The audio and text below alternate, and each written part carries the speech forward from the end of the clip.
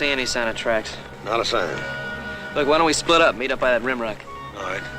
Be mighty careful, little Joe. If we get that old timber wolf all boxed in, he ain't gonna be at all sociable. Right.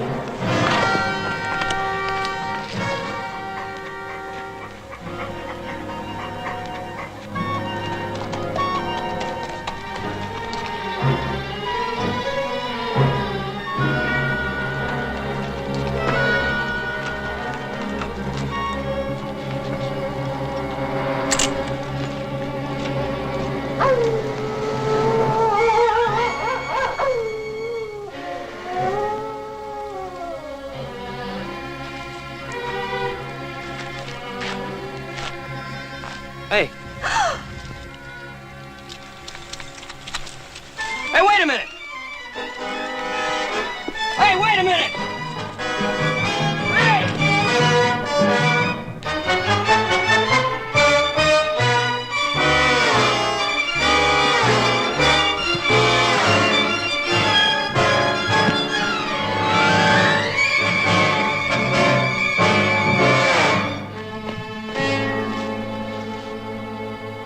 Little Joe, where are you? Down here, horse!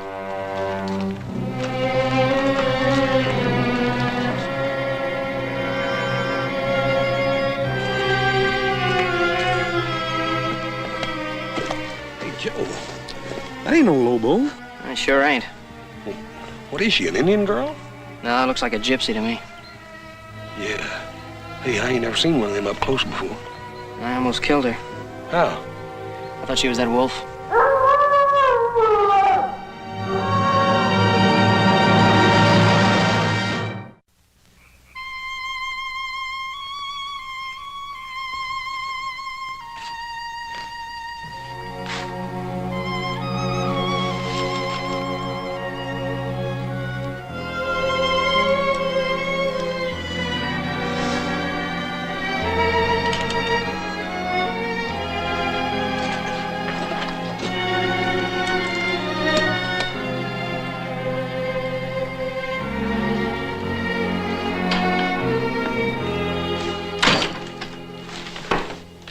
Gypsy girl. Well, we were aware of that, Doctor. Is she going to be all right? Can't hurt a gypsy. They're built to endure. I don't know, Doc. She looked like she was pretty well shook up to me. Oh, she'll come out of it all right. Just give her a day in bed and then send her on her way. Yeah, well, where's that? Wherever her people are. Well, we don't exactly know where her people are, Doctor. Oh. Well, soon she's on her feet, you'd best turn her over to the sheriff in Virginia City. Oh, what for? She didn't do anything. She will, boy. She will. Just give her a chance. She's a gypsy, isn't she? Is that as bad as being an Indian? Sometimes it's worse. Well, evening, Ben. Little Joe. Pause. Good night, Doc. Good night, Doc. He doesn't care much for gypsies, does he? I guess a lot of people don't trust her much.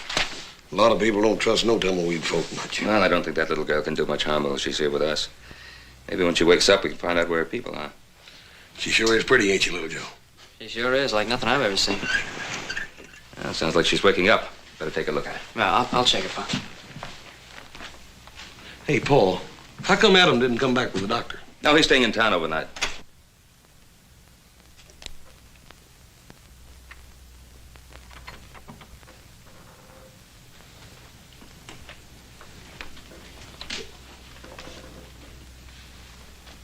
Go away. I won't hurt you. Where is this place? It's the Ponderosa, Nevada. How's your head? Go away. It's cold.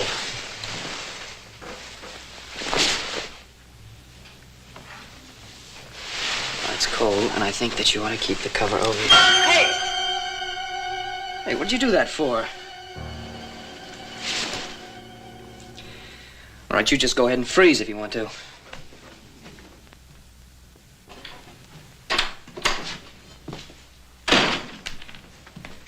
Well? How is she? Well, gypsies are supposed to be mean. She's doing fine. What'd you do to your hand? She bit me. She bit you? Uh-huh. Well, listen, little Joe. If a gypsy bites anything like a polecat, you're in trouble. If you start foaming at the mouth... Yeah, I know. Drink plenty of Jamaica ginger. Why did she bite you? I don't know. Say anything about her folks or what happened to her? No, nothing. I'll talk to the girl in the morning. I wouldn't get too close to her.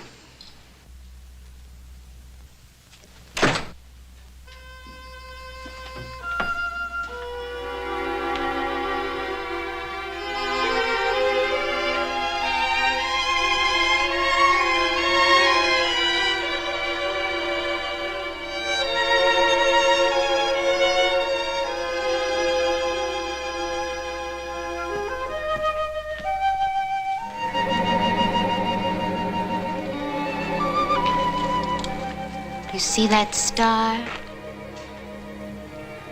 Yeah, it's the North Star. I would like to reach up and pluck it out of the sky. Oh, it's a long ways up. No, it's so close I can feel the cold on my face. Oh, maybe you better get back in bed. The night is the inside of a black bell. It rings forth the spirits of the dead. Don't worry. It's just that Lobo wolf we've been trying to catch. Go away. And will you bite me again if I don't?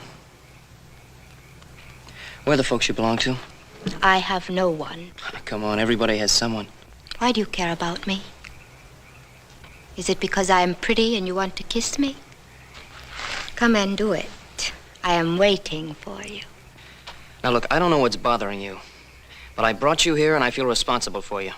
Now, I want to find out where you belong, and that's all. You're walking in your father's shoes. And what does that mean? You're playing like you are a man, but you are a little boy. And what makes you so grown up? I'm past being grown up. I'm old and withered. I am dead. And I don't know what you're talking about. You're the craziest girl I ever ran into. Go away before I turn you into a toad.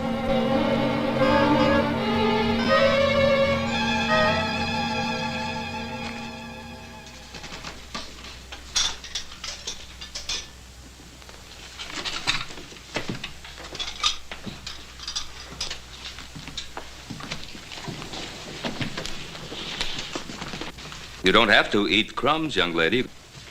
Have a decent breakfast if you want it. I don't need your food. Well, you're welcome to it if you should need it. My name is Ben Cartwright. You are a rich man, Ben Cartwright. Well, I do have much to be grateful for. I would have to steal to have so much. Well, there are other ways. Tell me, what were you doing out there all alone? Howling at the moon. Well, I suppose that is respectable for young wolves, but not for young ladies. Where are your people? Why do you want to know? Would you invite them to eat with you? Well, I want to know so that I can return a young girl to them. I think they've lost one. They did not lose me. I am not like them. I'm different. Well, how? What makes you different? There is no one in front of me and no one in back. I may go anywhere I want to go and be whatever I wish to be. What is it that you wish to be? I wish to be free.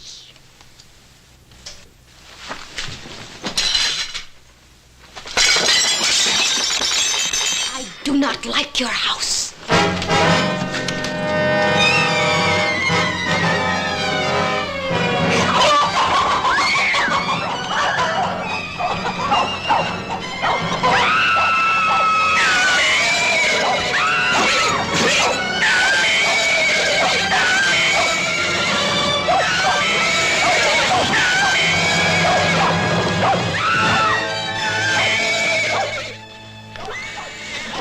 What's wrong?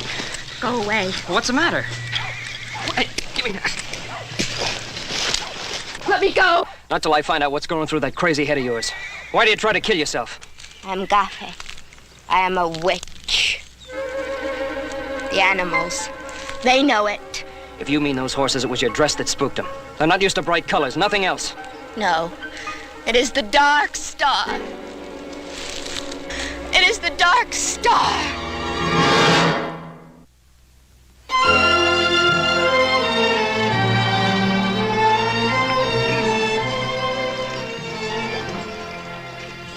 there, boy. It looks like them gypsies are going to make camp right here on the Ponderosa. Now, they probably come to pick up a young friend. How'd they know she was here? Well, doctor. Imagine it's all over Virginia City by now. They did not come for me. Now, look, young lady, I don't know what problems you may have had with your people before, but don't you think it's time to straighten them out now? You do not understand. No. I guess you're right, I don't. I have 3 sons and no daughters. I always found women a mite harder to understand than men. They're more sensitive. And... Now, look, I'll forget about those dishes if you'll come along now and give things another try. No. Well, those are your people. You belong with them. No. All right. If Muhammad won't go to the mountain.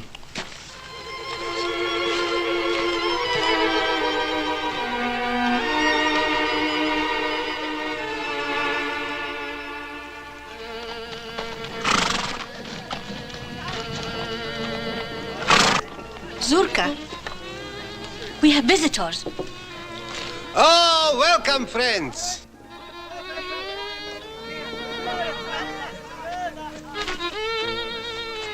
I, Zurka, welcome you. I should be welcoming you. My name is Ben Cartwright. My son, Hoss. This is the Ponderosa, Cartwright land. If you don't mind my asking, how did you get through our fence line?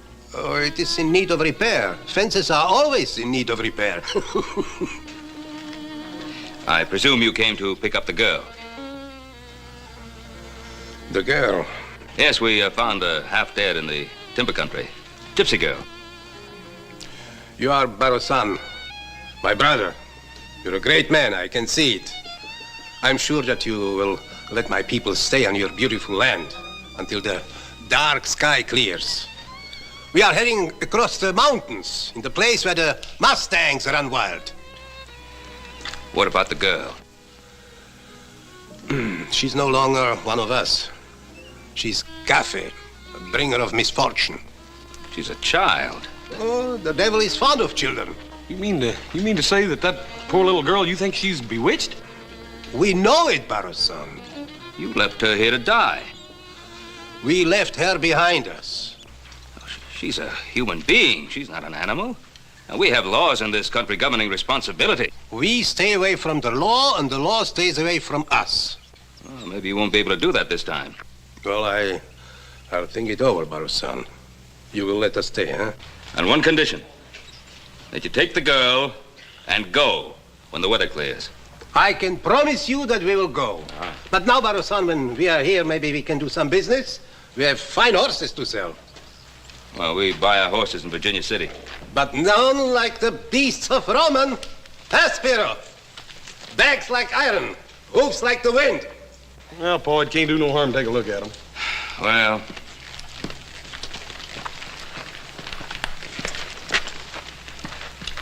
what do you want for the stallions? 150 apiece. How much? For both. All 3?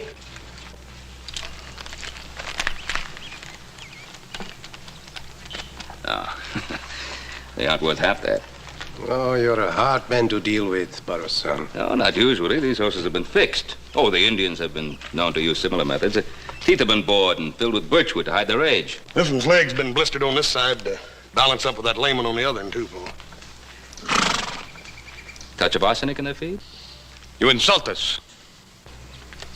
I was right. You're a great man, Barosan. With an eye of a gypsy. I like you. My wife will tell you a fortune. For nothing. I'm afraid not. No, but we will talk. You will tell me your life, and I'll tell you my life. Another time. No, tonight. Tonight is All Hallows Eve. It's a big celebration. We'll have a roast pig, and we will dance and drink Kimmel, a lot of Kimmel. You'll join us. I'm afraid not. But you must come. You must bring the pig. You do have a pig, huh? Yes, we have a pig. So bring the pig, and you are welcome. But I'm afraid we're saving our pig for a little celebration of our own. So don't bring the pig, and you are welcome to. Thanks anyway. Enjoy yourself. And remember what I said about the girl. I expect you to come for her. And stay in good health, Barosan.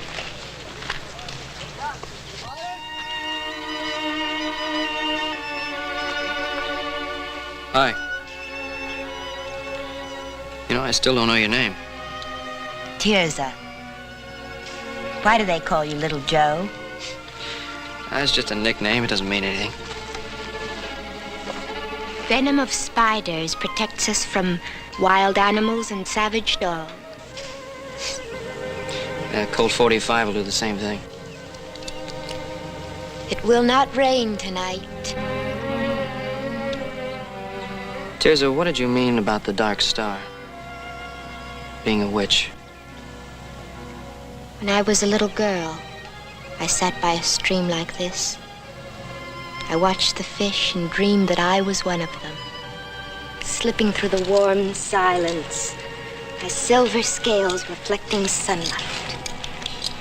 Yeah, when I was a kid, I used to want to be a grizzly. I can be a fish if I want. What are you doing? Digging for wild artichokes. The gophers store them, and I am hungry. You're sure a funny girl.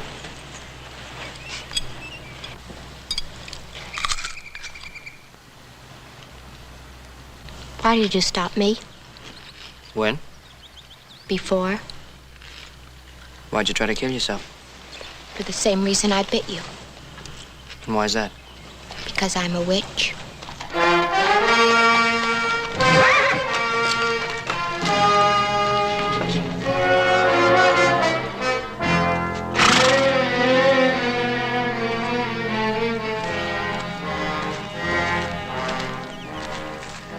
Are you strong, Tirza? Yes, strong and well. I'm Joe Cartwright. Go away, Guile. Back to your own kind. Go watch over your kingdom. Leave us alone. Tirza wants me to leave, then I will. What do you want, Spiro? To see that you are happy. I did not know they left you behind until it was too late. It was the old woman's work. And if you had known, what then? I might have changed her mind. The Bruja is my grandmother. I can influence her. A glass of metaxa. A laugh or two. She would listen to me. And all you would want for that service is to hold me in your arms for all the nights that are to come. Maybe not all. I would rather lie in the arms of a snake.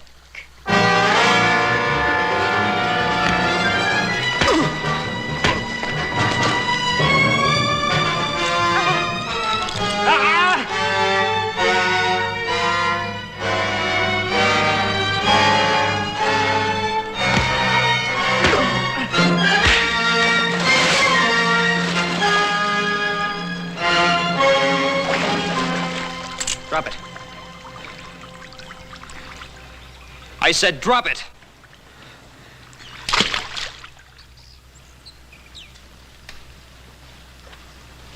All right, get on your horse and clear out. Remember my face, Gallo. It'll be the last one you see in this world.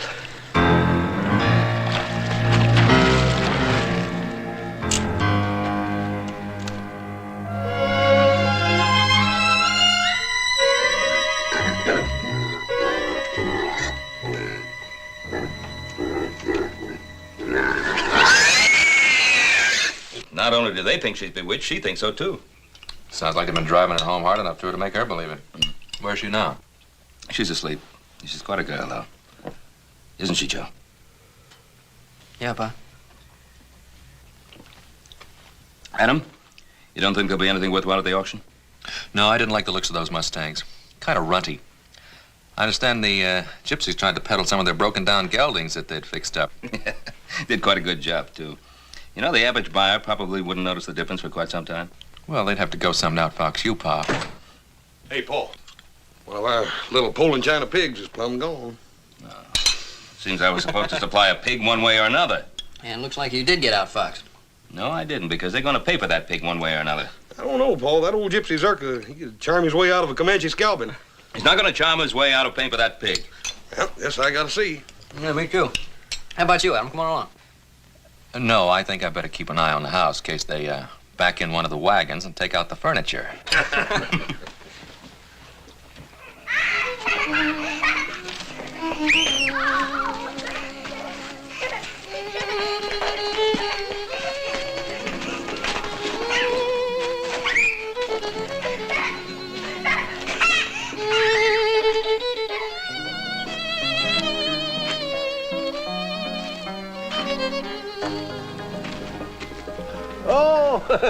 It's a pleasure to have you here, Baro-san.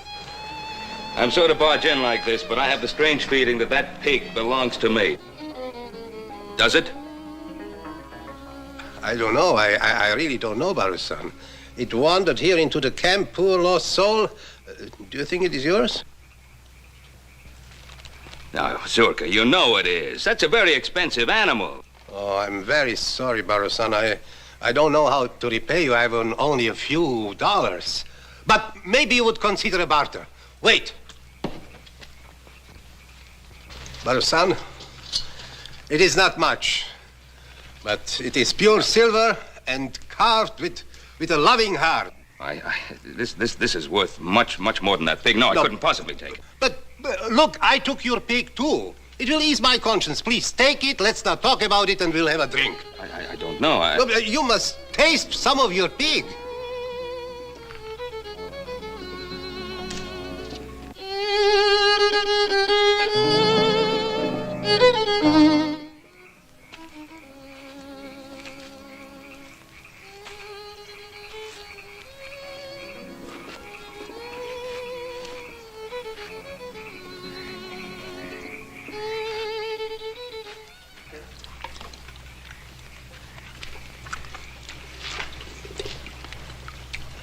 What's that? This is milk mixed with the blood of an unborn calf. It's a delicacy, horse. Give you strength. Yes, sir. Zurka, tell me, why do you think the girl is bewitched? Oh, she was born on a dark star. Her mother died in her efforts. It's very bad. Well, does a mother's death make a child evil? Sometimes.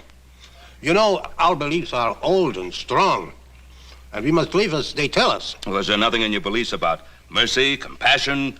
Yes, but is it possible to have mercy and compassion for a girl who can turn herself into a wolf?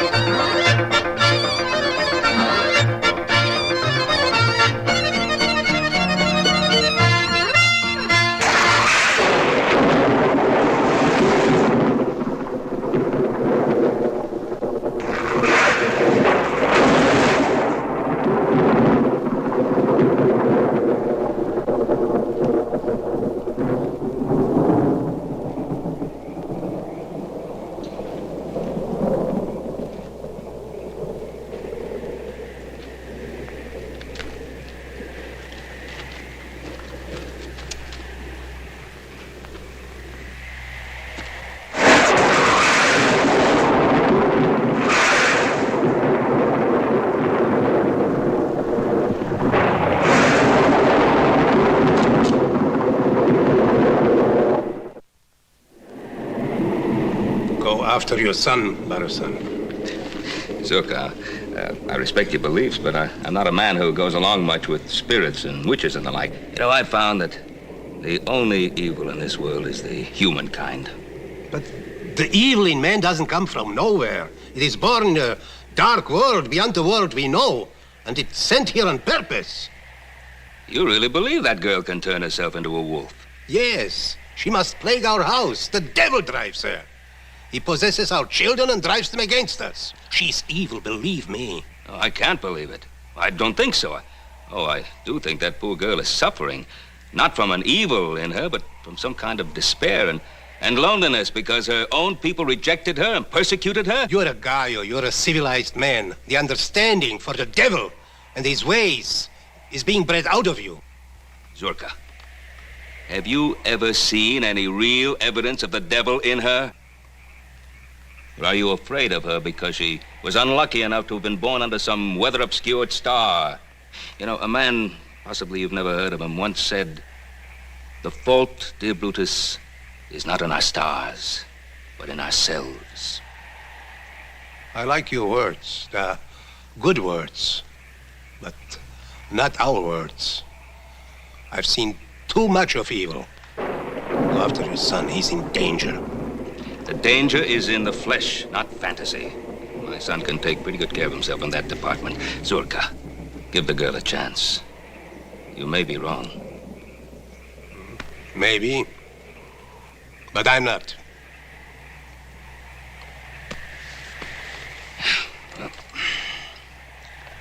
I guess it's not going to storm after all. Well, thanks for the Super Bowl. And thanks for the pig.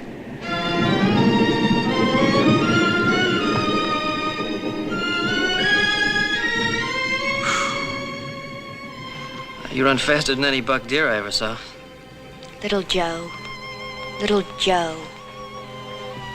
Like a black panther from the depths of night, in a dark dream, once I saw my lover steal away. Why'd you come to the camp and dance like that? To frighten them, to see their faces. There's so many things I just can't understand about you. We live in two worlds, little Joe. In my world, there are demons and spirits who eat up living souls like grain and fly about the night in wagons made of smoke. I am one of them. I know it, and my people know it. You listen to me. I don't want you talking that way anymore. You know more of a witch than I am. Somehow they've got you thinking things that just don't make sense. You are a tree. I see you as a tree, so firm, a part of the land, with your roots dug deep into the ground. Your arm is like a branch. I wish I were a tree. I would stand over little children and guard them from harm. Maybe I am not a witch. Maybe I am good to think such thoughts. Of course you're good. I know you are.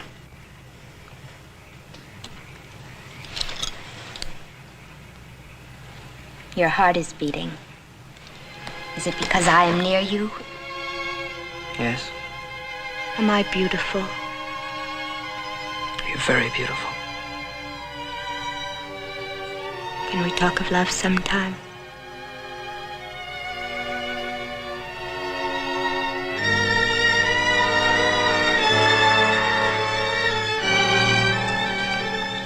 Hold me. Hold me. Little Joe.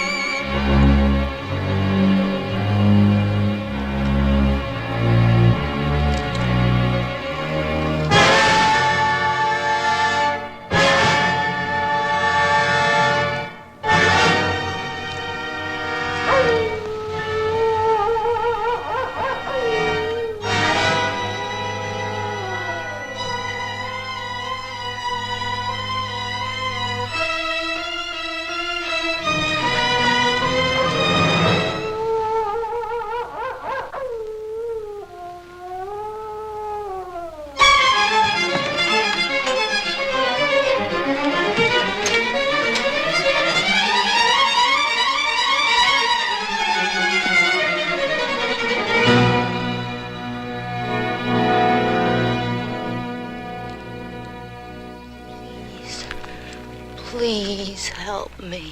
You refused our help. You were driven away from our house. The devil is in me. Help me. There is only one way to help you. Do you know what that means?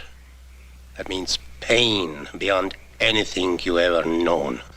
Agony that will tear at your mind and sear your soul. I don't care. Even if it would mean my death.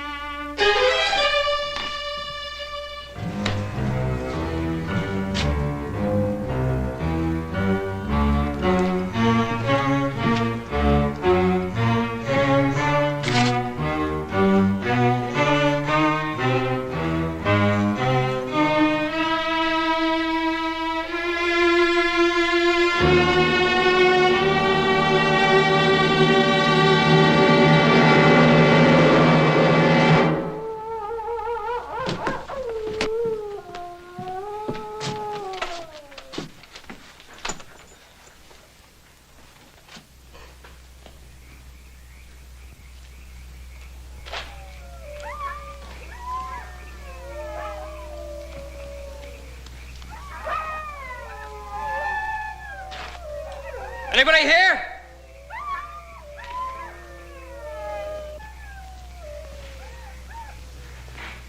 Kyle! Where's Tizzy? She's in the mountains. There's nothing you can do for her now, Gaio. She is the devil. She has changed herself into a wolf and slaughtered chickens. My people are going to help her. What do you mean, help her?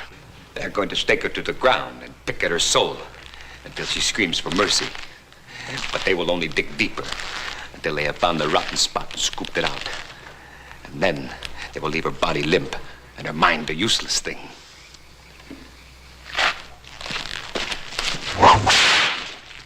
I could have killed you both on your moonlit rock of love. It would have been easy.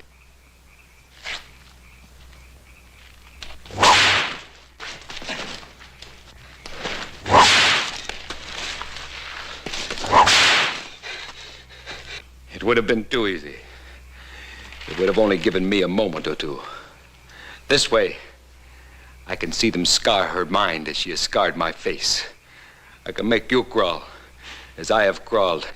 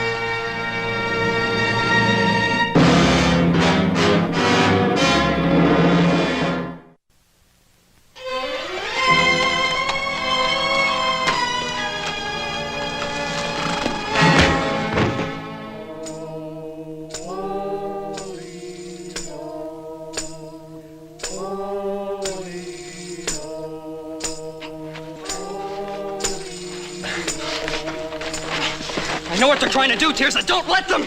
But I want them to. Don't you see? No, I don't see. All I see is a lot of talk that doesn't make sense. But it does. The devil is in me. They will take him away and make my soul as clean as air. Here's that don't!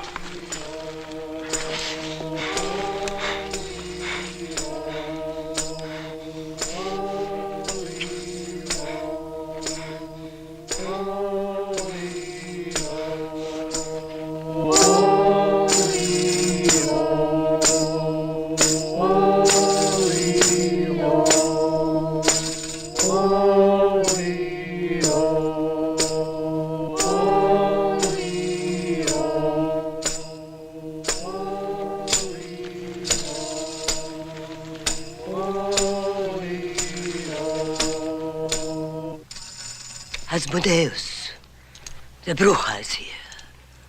She will drive you back into the world of the dead.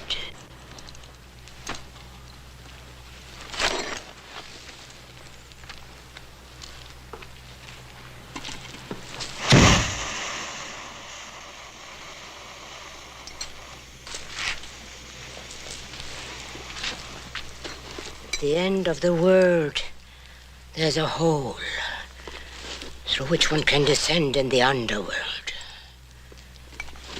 This can be reached by following the direction taken by the setting sun.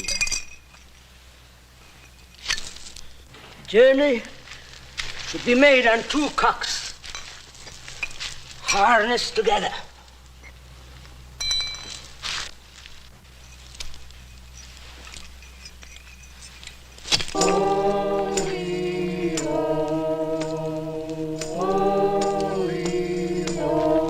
Underworld. It is time to sleep. It takes 2 months walking through darkness before one sees a light. It is a cavernous passage guarded by 9 white dogs. The passage leads directly to the castle of the Black Man-Eating Emperor. The castle is in that flagon. And when it bursts, you shall be released from the soul of this girl. What's your name? Tirza, How old are you? 19. How long has the devil been in you? How long? Since my birth. Why does he possess you? Tell me, tell me. Oh, I can't breathe. I can't breathe. What is the devil's name? I don't know. What is his name? Asmodeus. Asmodeus. Can you see him now? No. I want you to see him. See his goat's face and fiery eyes, the hairy, twisted body, and the cloven hoof. Blood, bones, claws, hoofs, horns. Can you see him now? No.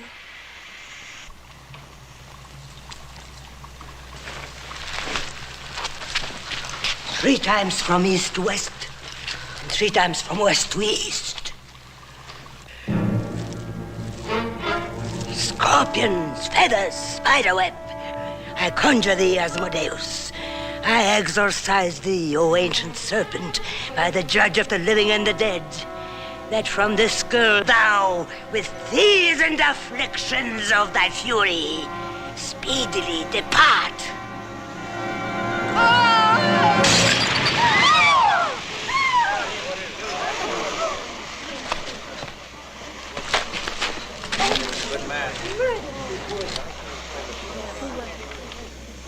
Little Joe, I am free.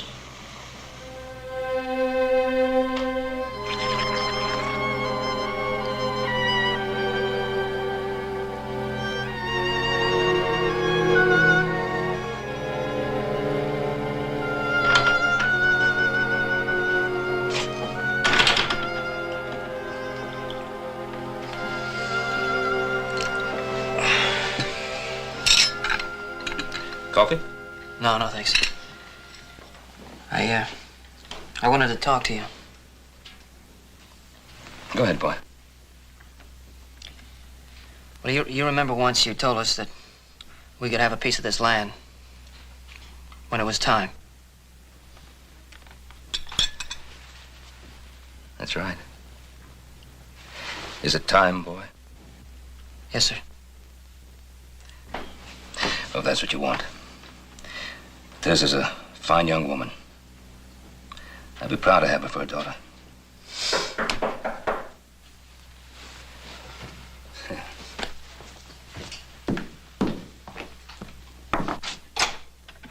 Zurka, come in, please. Well, Baro-san, the sky clears, so we are on our way as I promised. Uh-huh. It was a good land, and we are grateful for the hospitality. Well. The girl is coming with us. Our house is her house now. Tirsa's not going with you. You want her, young man? Yes. But it is our way that if a man marries, he has to join the girl's family. You have to become a gypsy. Tirsa's going to stay here with me. No, little Joe. I cannot stay.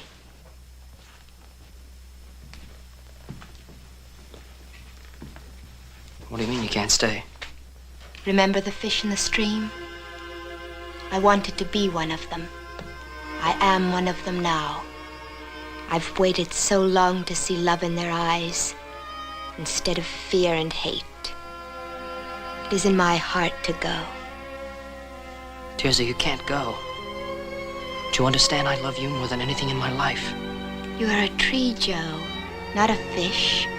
You must stand tall and watch over this land that is yours. Tirsa, Stay here and think of me sometimes when the stars are in the skies. I will have memories of you always.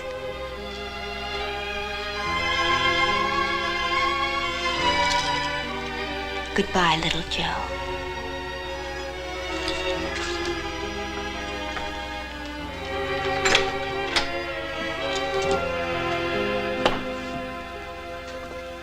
You have a good son. I always wished to have a son like this. So many times I tried to make a son of Spiro. Yes, I'm sorry about Spiro. He's better off in the land of the Mulos. He'll find peace and judgment for his sins. Then you know what he was trying to do. Yes. We found a wolf's paw on his body. It was still wet with blood. It was our mistake. You know, Zurka, sometimes it's possible to see the devil when you're looking for the devil. Our mistake was that we didn't see the devil in Spiro. Maybe so. Goodbye, my brother, and may you have a long life.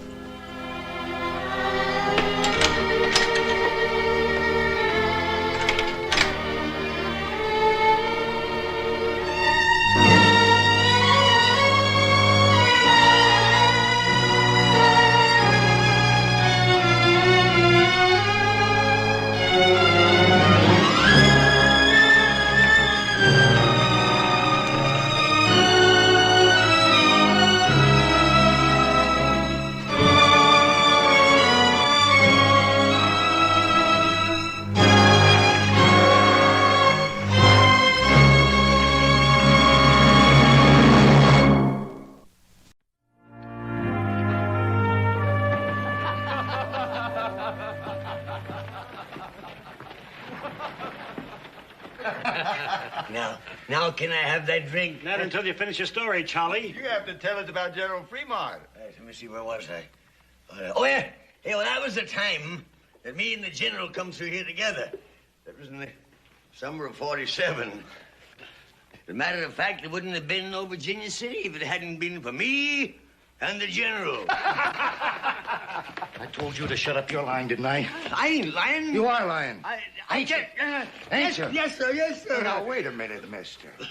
Old Charlie here don't mean any harm. He's just an old man hanging around the saloon. We like to hear his stories. Well, I don't like to hear them. Now, did anybody ask you to put in your 2 bits worth?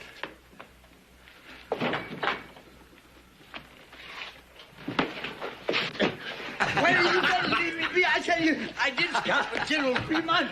I tell you, I did. Why did you leave me be? All right, old man. Latigo, give me a knife. What you aiming to do? Well, now, anybody that's fought as many Indians as you claim you have ought to have a few scars, shouldn't he? No, no. Suppose we just scratch off some of this beard and... so as we can put on some more. Man, we're just gonna carry the cake out of you. People!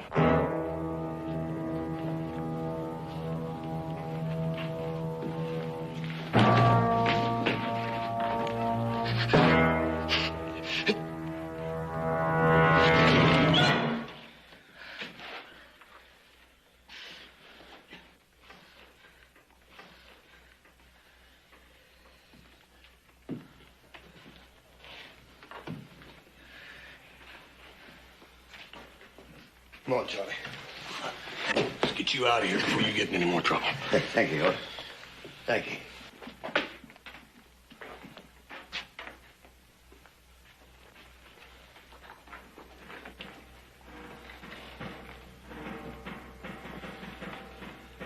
My friend Charlie don't like to be treated like that. I don't like it neither.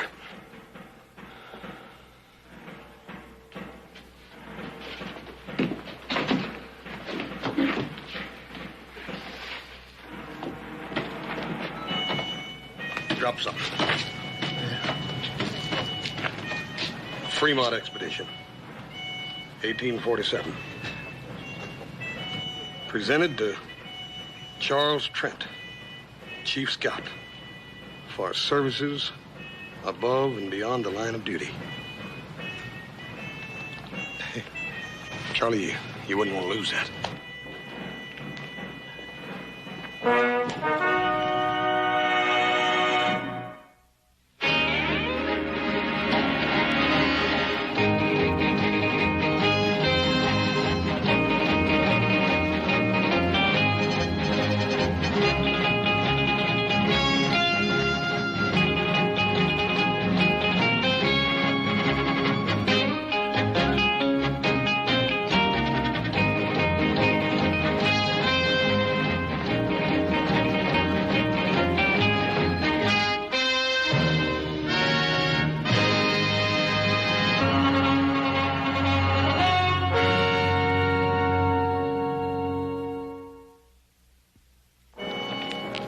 You're about the only real friend I got in town. All I seem to do is to cause you trouble. Charlie, you promised me solemn you wasn't going back in that saloon again. Well, I didn't mean to. Just them fellas wanted to hear some of my stories, that's all. Yeah, for a couple of drinks.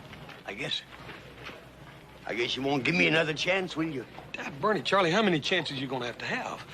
I talked Paul into giving you a job on the ranch, and what do? The first payday you take off, and we don't see you again for a week, and you come back drunk. That was a mistake, Hort. Charlie, it's that way with every job you got around here. There ain't nobody around here gonna give you a chance now. I guess you're right, but I ain't gonna bother you no more. I can promise you that much. Because I'm gonna take up scouting again. General Fremont, he'll be sending for me any time now, today, tomorrow for sure. Charlie, I wouldn't count on it too much. General Fremont's a busy man. War talk and all that. Oh, I know. He wouldn't go back on me. You see, him and me, we crossed the Great Salt Flat together. I better go fix up a little, though, I guess. Charlie, it just ain't no use. I done made up my mind what I'm gonna do with you. What? Well, I'm gonna go in there and get some money, and I'm gonna fix you all up nice and clean. I'm gonna put you on the first stagecoach out of here for San Francisco. That's mighty kind of you, Hoss. I appreciate it. But I can't go to no big city. I belong out here. I got to stay here. Charlie, I've been all wrong about maybe you getting a new chance here. The big city's the only place for you. You stay right here. Don't you go no place here. Hoss! Hold on, Cutter. Where are you going? I heard a couple of friends of mine was passing through. Thought I'd talk to them, is all. Well, I have a strict schedule on this mission. You'll be back here and ready to lead out in 1/2 hour.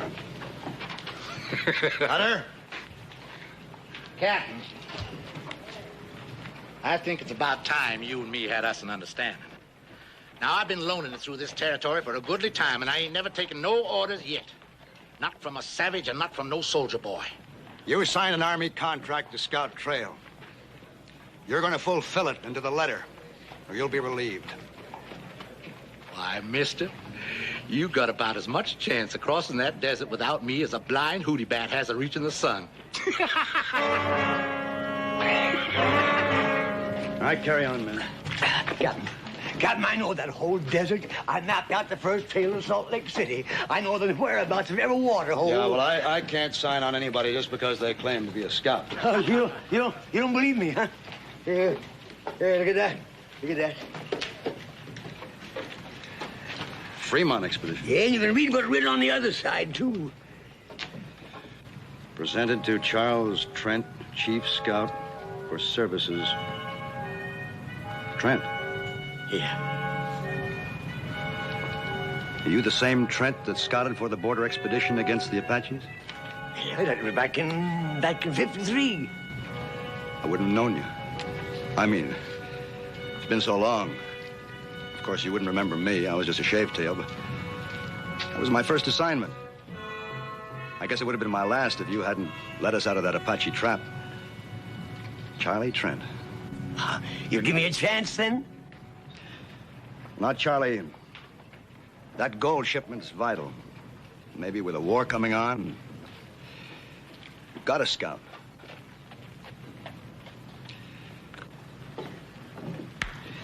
Perhaps next time I make a trip, Charlie.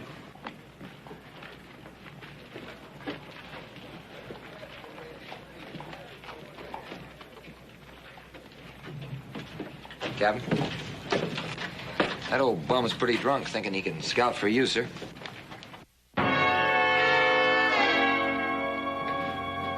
Corporal, that old bum was the finest scout in the United States Army.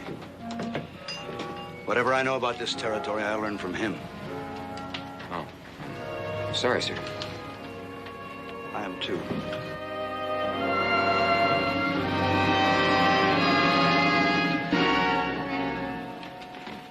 Give us a bottle. Give old Buzzard Bait a drink here, too. Wake up. The man's buying you a drink.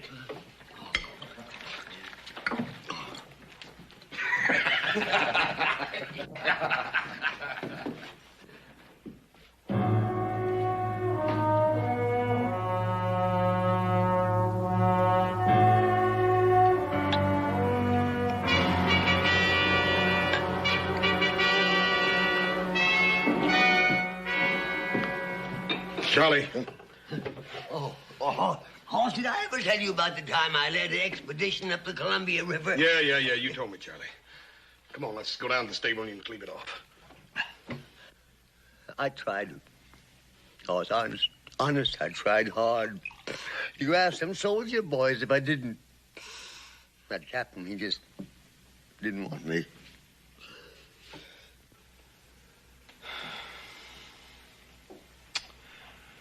Joe, give me a cup of coffee and a sandwich.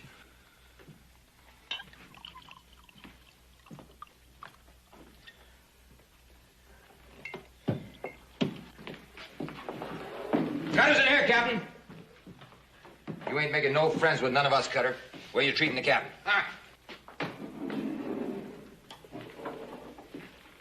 I told you to be back and ready in half an hour. Seems to me I do remember you saying something like that. Well, don't you mind now. I'll be along a little while. Barkeep, set my friend the captain here up a drink.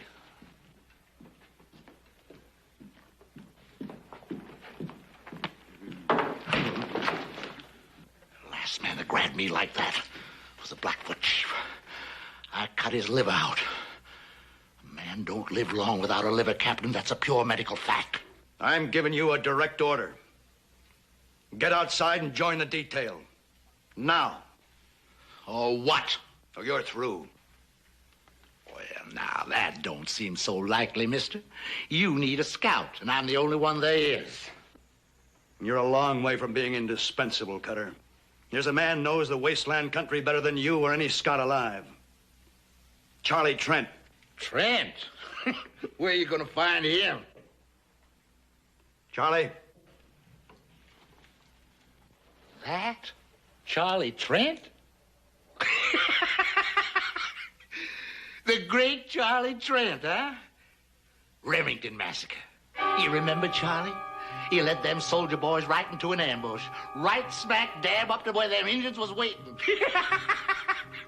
He's just the kind of a scout you need, Captain. Collect your gear from the wagon and clear out.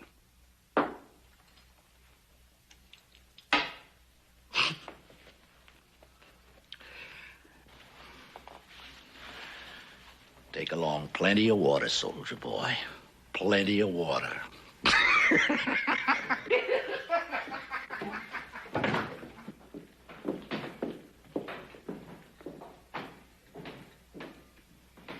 Charlie. Charlie, you asked me for a chance. This is it. Now, don't give me any cause to regret it. We'll provide you with your mount and your gear. Get anything else you need. We'll move out as soon as you're ready.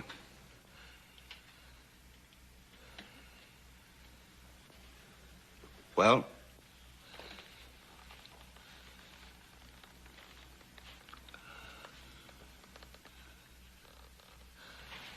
Captain, Mike. He'll do it, Captain. Charlie.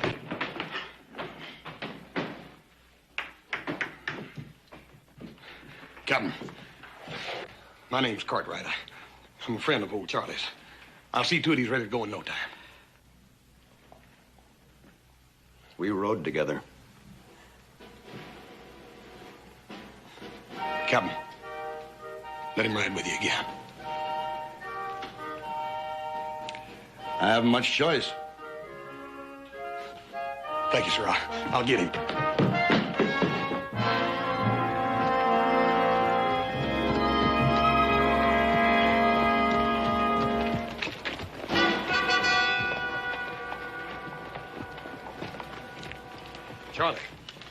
Charlie, I've been looking all over this town for you. The captain's down there waiting for you. You got to get your gear and... Leave me alone, please, sir. Please leave me alone. Just go tell that captain man you couldn't find me, that's all. Charlie, he's offering you the chance you've been waiting for. If it was just me, I wouldn't mind. But you see, it's Pender and all his men depending on me. Charlie, you led the first map party across that desert. The first white man that ever crossed it. Now, if you can do that, you can lead Bender and his men now. Or was that just one of your lies about leading that map party? No, because that was true, Hoss. That was true. All right, then. Now, Charlie, you listen to me, and you listen real good. If you let Captain Pender and those men go out across that desert without somebody to scout the trail for them, you are going to be a coward and a murderer. Charlie, you got to do it. If you help me, if you come with me. Charlie, Just like you said yourself, this here's the chance I've been waiting for. Will you please help me? Will you please come with me? Yes, sir, I'll go with you. Thank you. All right. Well, goodbye, Captain, and good luck. Thank you, Mr. Johnson. Detail. Forward. Forward! Ha! Oh!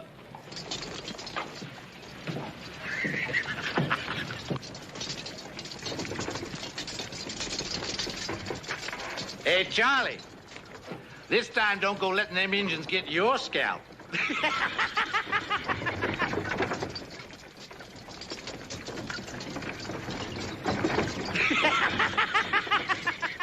You stand there laughing like you just done something great, Cutter. But all you've done was to mess up things real good. It's working out just the way I want it, Buck. And how do you make that? We had a plan to get the gold. Now we've got nothing. I changed plans for a better one. We still get the gold. Maybe you'd better tell us what you got in mind. Way it works out now, I don't have to explain me surviving. They get lost, sand covers everything, ain't a trace of nothing left. And everybody figures it's old Charlie Trent led 'em wrong. You were gonna lead them soldiers out into the desert. What if this Charlie takes them another way? Them renegade bands down south would like nothing better than to get their hands on that gold. Cheyenne on the warpath up north, they got nowhere to go but across that desert, with us following them.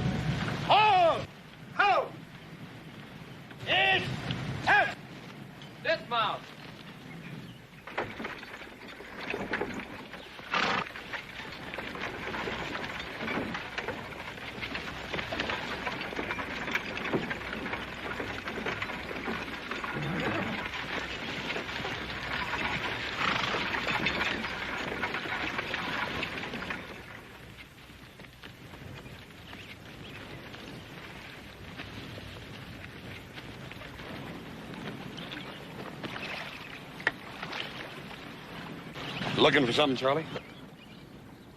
Oh, no, I wasn't looking for nothing. I just looking. A bottle?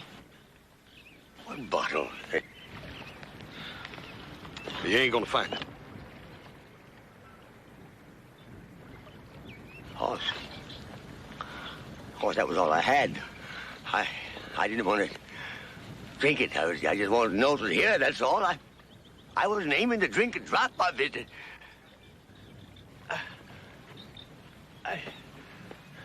I promise. Cross my heart. I poured it out this morning, Charlie. I can't make it without a drink, Horse. Horse, I can't make it. Charlie, you done made it almost a week now, just on a pint. Yeah, what we've come through is nothing. Like taking a walk down a boulevard on a bright, sunshiny day. You wait till we get across that mountain and hit the great salt flats. A man's gotta have something in his insides when he tackles that desert. And you done took and poured my insides right out on the ground. Charlie, you're just gonna have to grow some new ones. Because if you don't take us across that desert, we're all gonna die and rot out there. All right, I'll try, Horse. Honest, I'll try. Here. You drink your coffee and quit worrying. You're gonna make it.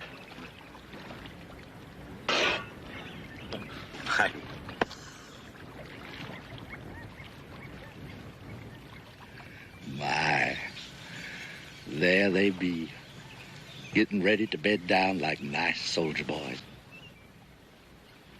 Come dark, we're gonna ride. From here on out, we stay ahead of them.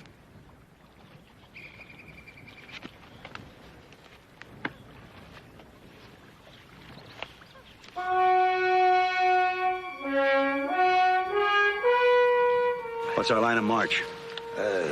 Due east, Captain.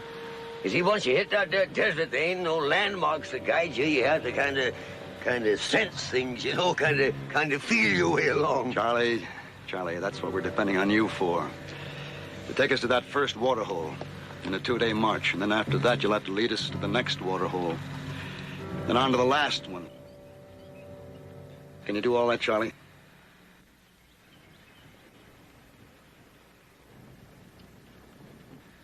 I tell you what, I've been thinking it over, and I reckon it might be our best bet to head due north, you see, and that way we can circle the desert entirely, you see. With Yellow Star and the whole Cheyenne Nation on the warpath? Look, I didn't bring you along to tell me how to get us all killed. We have to cross that desert. Now, you signed on as a scout to lead us over it. Now, can you do it?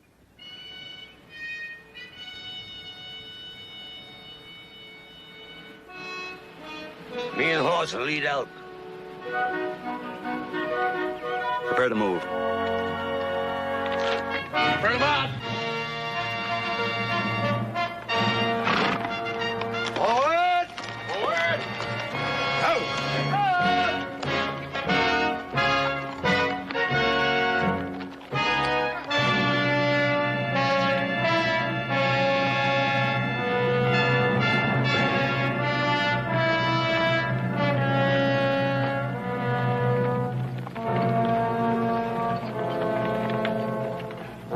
You aiming to take them on tonight?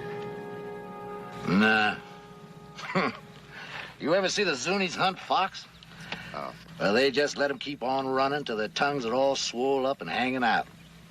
Then they walk up to them real peaceful like and club them to death. Yes, sir, we're gonna let those soldier boys just ride on a piece. Far enough so there ain't no way back.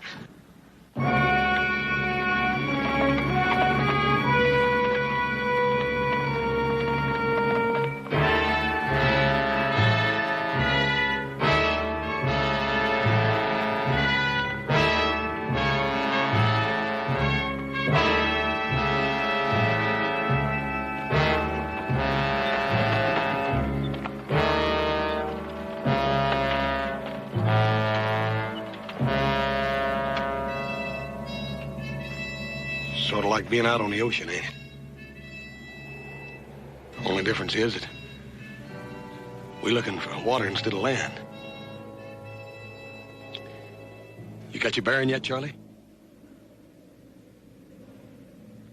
You don't reckon we could circle back on ourselves, do you? And gotten lost? No. Ain't much daylight left, Charlie, and you said we'd sure find that water hole before sundown. That there water hole has got to be within an hour's march of here, I'm telling you. You go back and tell the captain. And tell him to bring them soldiers of his up here right away. You sure, Charlie? Sure, no, of course I ain't sure. But I gotta act like I was. I gotta fool them soldiers into thinking I'm sure. Because if just one man panics, it'll spread like wildfire. We'll find ourselves a bunch of buzzard bait. You said you had faith in me, didn't you? Yes, sir, I do. Well, hang on to it, son. Hang on to it. Because that's all I got to hang on to myself. I'll tell him. Now, when I find that there water, I'll fire 3 shots in the air. Yes, sir.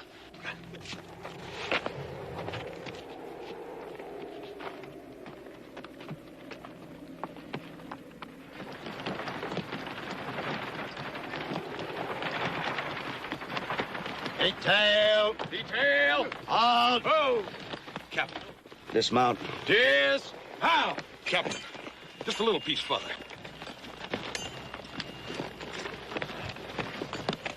I made a mistake trusting him. I think it's time we admit it. Both of us, we're lost. You know it. Captain, you're wrong. With the captain's permission. Me and the men would like the captain to tell us straight out how we stand. Captain. And you got a right to know. It's Charlie. He found the water.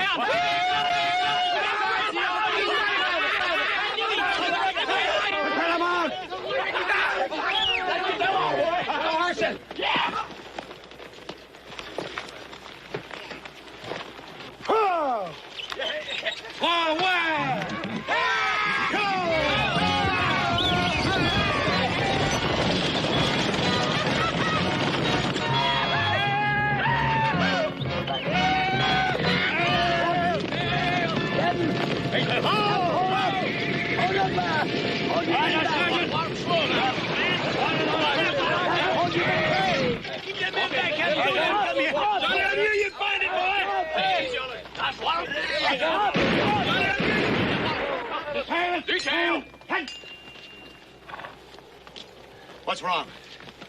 That your water's been poisoned.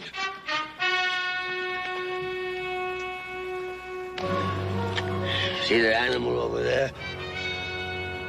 Yeah, well, the same thing will happen to any of us that drinks this here water. We don't need a scout to find poison water for us. Sergeant, Yes, sir. move the detail to that area up ahead. Make camp.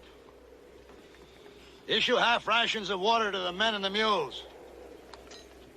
None to the mounts. Detail. Forward. All right, Charlie. How far to the next water hole? It's about a day's march. But me nor nobody else can say whether that water will be any more fitting to drink than this is. Can you find it? Found this one, didn't I?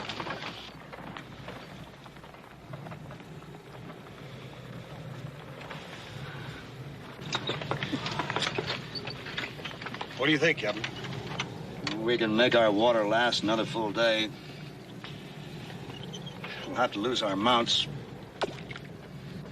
The mules can keep going as long as they get some water. You gotta make the decision, Captain. If we turn around and go back, the men and the gold will be saved, but if you go on up ahead and that water is poisoned too, it'll be too late to turn back. There's nothing in my orders about turning back. Charlie will move out just before dawn while it's still cool.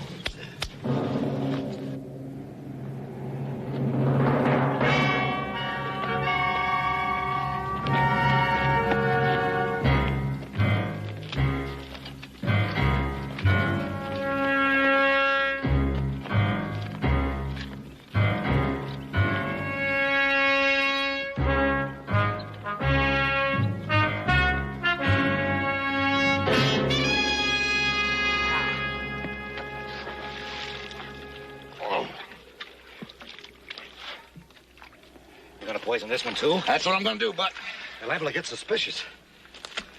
that don't make no difference.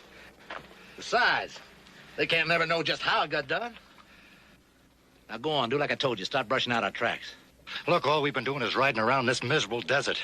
Now, I say we stay here and finish off them soldiers. All I want is to split that gold. And I ain't got nothing so far but sunbaked. Where'd they go? I'll side with them. Now, them soldiers have got to come here. All we got to do is wait for them. But if you feel you'd rather not make the stand with us, you can clear out. No hard feelings. No hard feelings, huh? Now, you listen to me. Every last one of you. There ain't one of you got a chance of leaving these salt flats alive less than I lead you.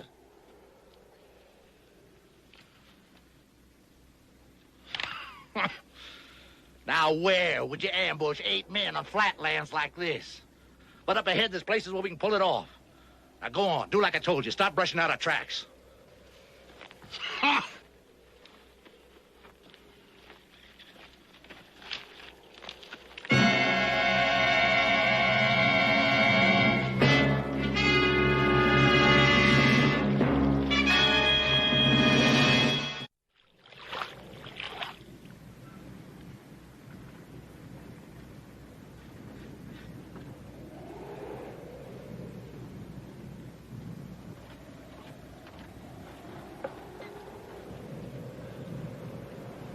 Poison. Kelly, get out of that water! Get poison! Get out of there! Get out of there! You lost your head! The water's good! It's not poison! And let me have some more! Kelly! You just drunk your death, man. The water's good! The water's good! It's not poison! Time, Pat. Charlie, make sure. Test that water again. No need to, Cap. Kelly himself will prove I was right. You drunken old sot! A billion loaded with so much poison down from liquor, you don't know what you're doing. You keep us away from this water. You don't...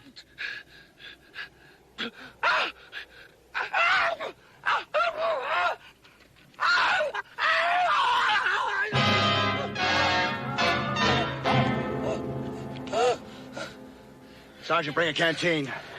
Ain't no use doing that, Captain. He can't swallow none nohow.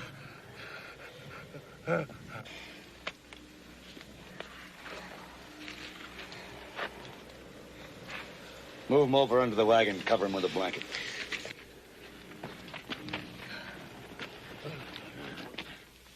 There's 4 riders and 1 spare horse. All headed away from here, riding fast for the next water hole. And poison that one, too. Yeah. Another thing, Captain. Only a scout would know his way around here like them bushwhackers are doing. A scout? I'd have to be Cutter. Go ahead while we still have some water left and try to fight our way through. Captain, there's rocks around that there water hole. Best place in the world for an ambush. They'd pick us off before we ever seen them. We're not going to stay here and die now without a fight. You got an idea better than that? Yeah. If they are still at that water hole, that water will be good until after they finish us off. That makes sense, Charlie. Go on. Yeah, but we gotta make sure they're still there. So when the moon sets, I'll start out, see? I should make it in, an hour or 2. No, Charlie, no. I'll go with some of my men. Sergeant, you and Johnson will go with me. Corporal? No, Captain.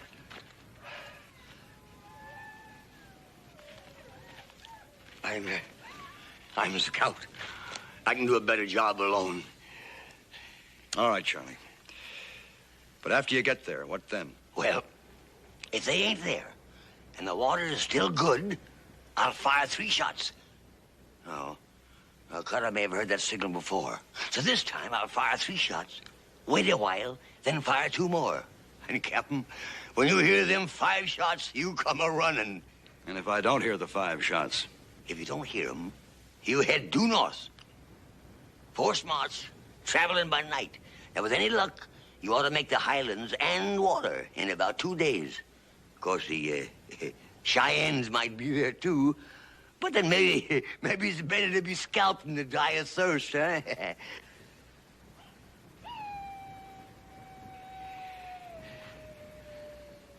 I'm sorry I ever doubted you, Charlie. Oh. Thank you, Captain. Thank you.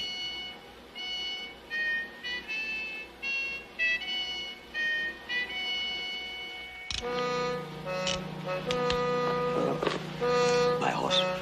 Charlie, when I promised to come along in this deal, I'm in all the way. No, you've done enough for me already. I just ain't worth it. Can't you understand that? If you leave me here, I'll just tag along after you. Horse, you ain't coming with me. Besides, I travel faster alone. Charlie, if I let you go out there alone, I'd feel guilty the rest of my life. That's better than being dead, ain't it? You know better than that. Here.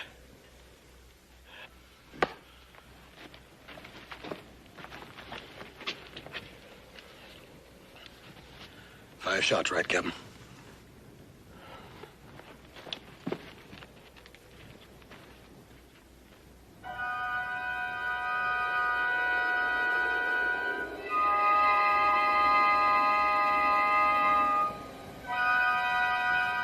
Charlie, you ain't no sign up. I don't mean them fellas ain't up there hiding in them rocks. Well, I don't like it. It just don't feel good. We're gonna have to take a chance on it anyhow. Let's go. All right, but you be careful, son.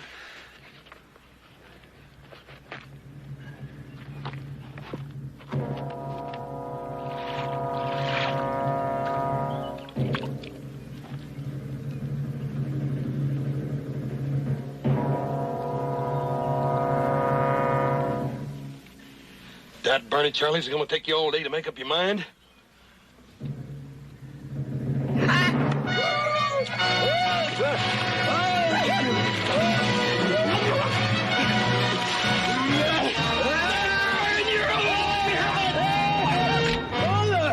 Hold on.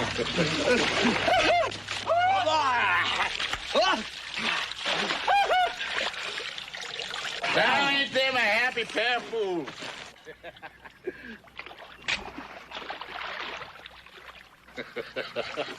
Drink your fill, boys. Then we're going to have a nice long talk about my good friend Captain Pender.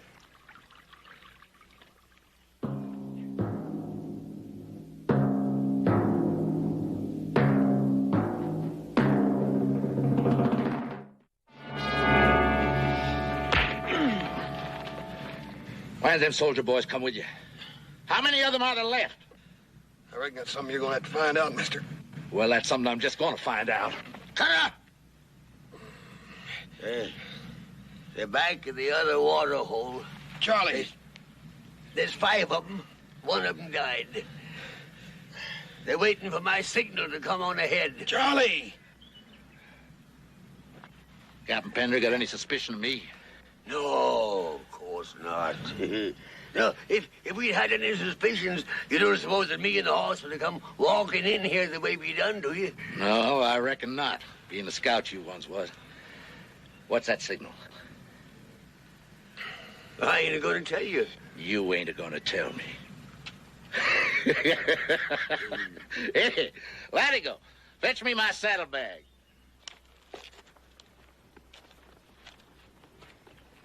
You ain't gonna tell me. Charlie? This ought to make you talk, huh?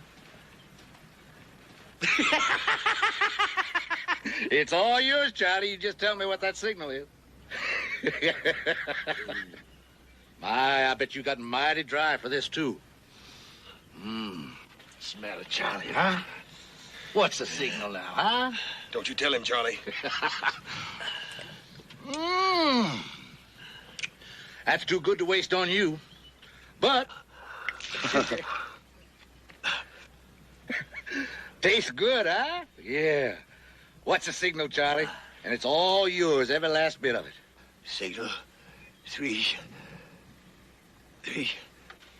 Louder, Charlie. Louder. 3 shots. Charlie. 3 shots. The signal is 3 shots.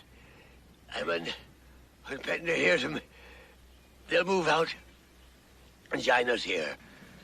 3 shots, just like before. But I wanted to make sure. Hey, just like before, huh? Yeah, that's right. Hey, Buck, untie him.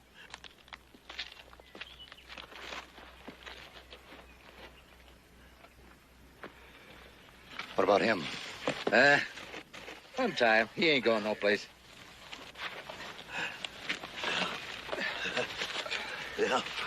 Now, give it to me. Here's your reward, Charlie. Is it all right, Hoss? Yeah, I reckon you earned that one, Charlie. This ought to bring him running like a flock of dumb sheep. 3. Go on, Charlie. Just fire 2 more times. 5 shots, he said. He's trying to warn us. They ran into trouble.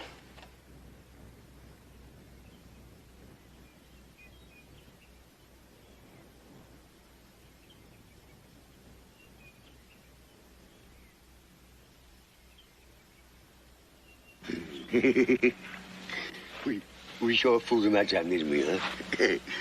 Well, Carter thought he was tormenting me into telling the truth. And all the time it was Carter himself that gave the signal for Pender to start moving north. Yep. They're gonna find out in a minute. When they do, they'll all be real mean, Charlie. Yeah, well, you know, it's a funny thing. I got plenty of this doggone stuff. I don't seem to want it. It kind of burns me insides. Hey, Carter. Carter. Look. Here they come. 3 soldier boys. Only 3. Ain't none of them Pender. He's a smart one. Maybe he figures on going behind this butte and having himself a look-see. Hey, Latigo, you get up among them rocks. Keep your eyes peeled. You let me know, but don't you do no shooting, you hear? I guess the only reason I drink the doggone stuff is so that I can stop remembering. I just don't understand it. That wasn't a signal for them to come up here. You see, Hoss, Years ago, I led a whole detachment of cavalry into a Kiowa trap. They was all butchered and they died cursing me. Wasn't your fault, Charlie. Yeah, that ain't good enough. Look, you keep watching that wagon. Morgan, you take those two and you keep them out of sight. I may need the old man later to weigh these on. You two get over behind those rocks. And don't try to let them know we're here. I'll break this gun barrel right over your heads. Stay low. No time at all now. We're going to be divvying up that gold. He must have spotted the others. Now, you stay here, Buck. No shooting till I start it. You be mighty careful how you go hitting them mules. Two of them coming from high up behind us. One of them's the captain. Well, that makes it easier for us. We'll just let them sneak up on us before we start shooting. Come on. We gotta do something else. We gotta... Shut up!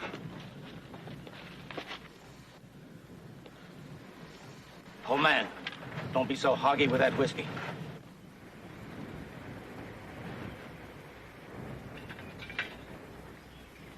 Fill that cup. Sure.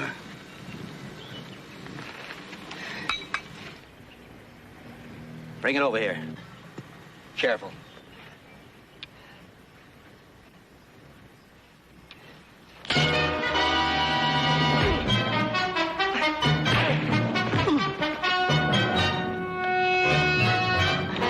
Good work, Charlie.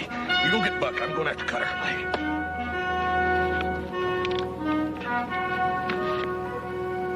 Well, if they're down there and not giving it away.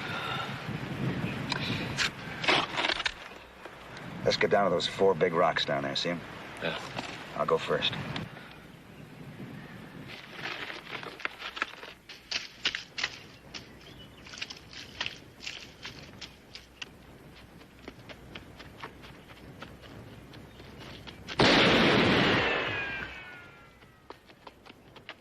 Doggone it, I had him dead to rights. We got him pinned down now. We can blast him out of there easy.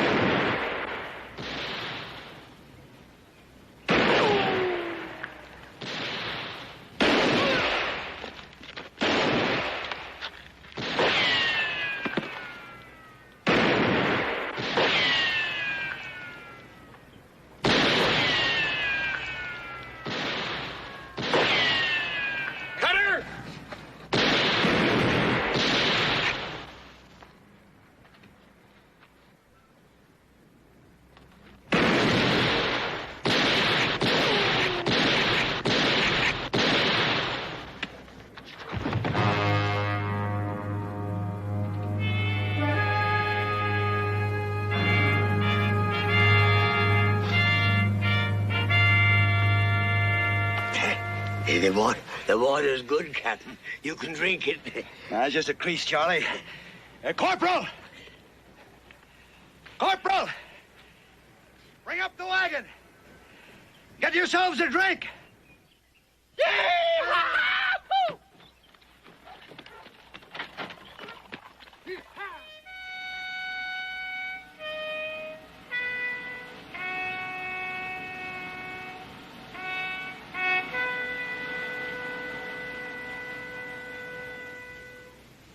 Detail advance. Halt!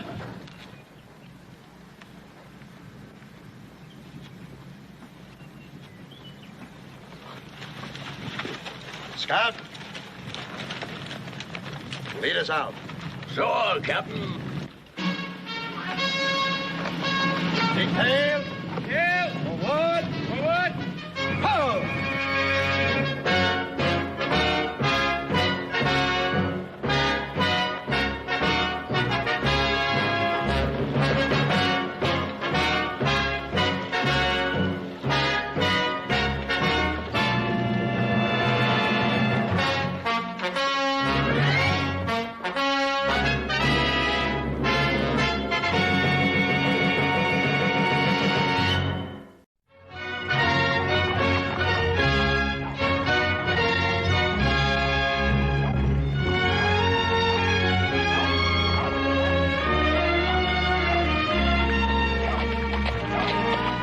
Mr. Blair. Be with you in a minute, Adam.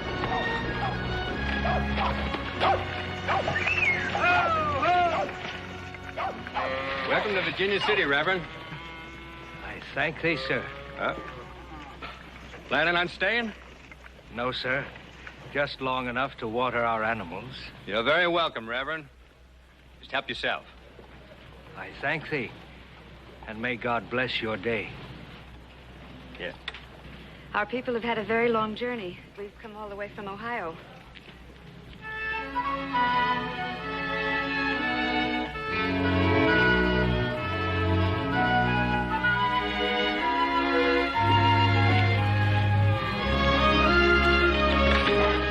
Adam.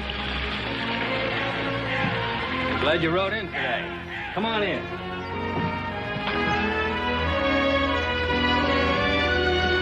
How's Ben these days?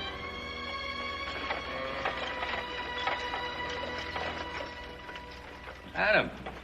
Oh, he's fine.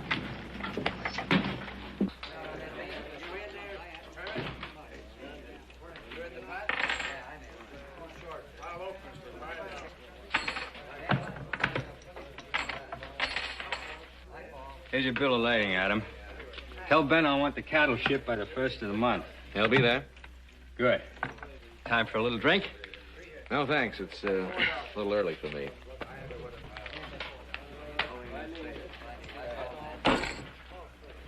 I like my cards from the top. You've been getting them from the top. That card you were just gonna deal me came from the bottom of the deck, mister. It's the 5 of clubs. Mister, you're just asking for trouble. Hold it.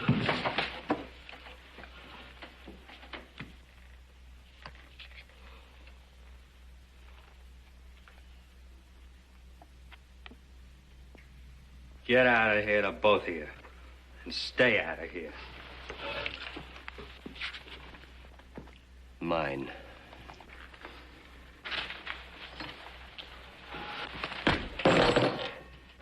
Get him off to the sheriff, you tin-house gambler.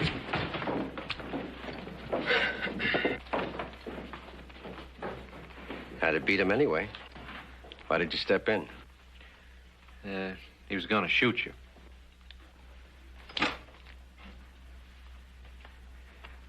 Well, I guess that's as good a reason as any. But now I owe you.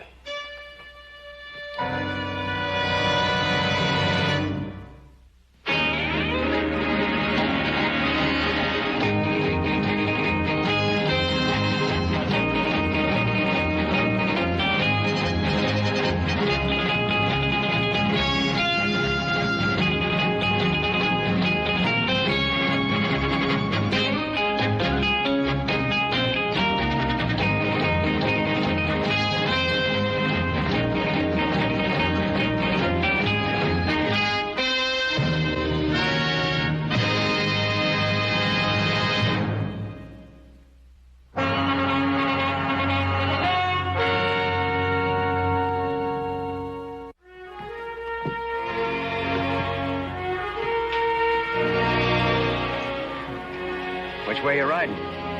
West? Ride a piece with you? Fine.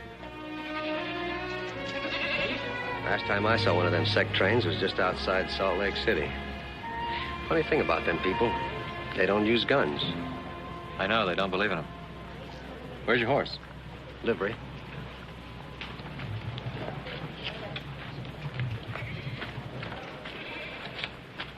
I didn't get the name. Cartwright. Adam Cartwright. From the Ponderosa, huh? That's right. You in the ranching business? Not yet. But I'm looking for a stake. I want some land and some cattle that don't belong mostly to a bank. I don't like owing anybody.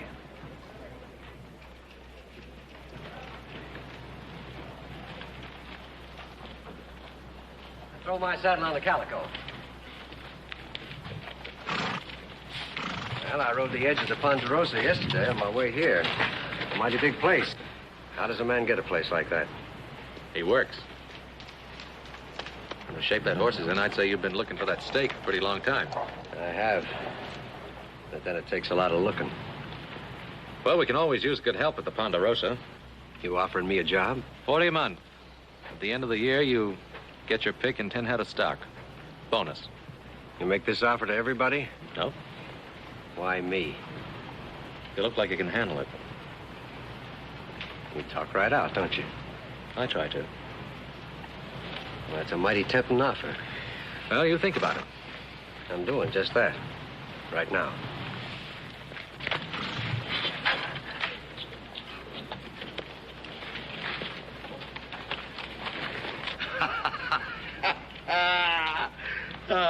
Black hat, black coat, beard like a billy goat. We are weary. We must find a campsite and rest for the night. Camp right here.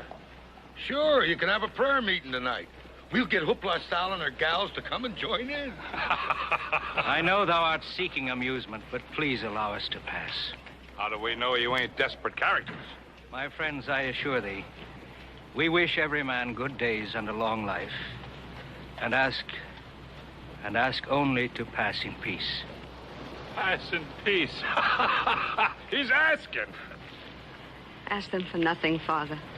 Well, what do you know? You're kind of pretty to be with this kind of outfit. How about them clothes? What do you say, honey? You and me have a drink of whiskey, huh? Yeah? And maybe I'll buy you a new dress, huh? Come on, honey. Ain't you got any life in you? Come on, honey. Let's have a little fun, huh? You all right, ma'am? I believe so, yes. Hold it. Get him out of here. We was just funning. Get ready to move. Hurry. Please, Matthew, before there's more trouble. I thank thee very kindly. Thou art a very brave man. Is everything all right, sir? Yes, thanks to thee and thy friend. I'm Jacob Darien. I'm Adam Cartwright. This is my daughter, Regina.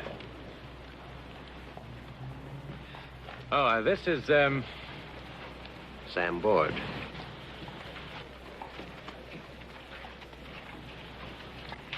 You're riding west, sir? Why, yes. So are we. Maybe it would be a good idea if we rode along with you. If thou art going that way, We are. well, then thou art indeed welcome. Indeed.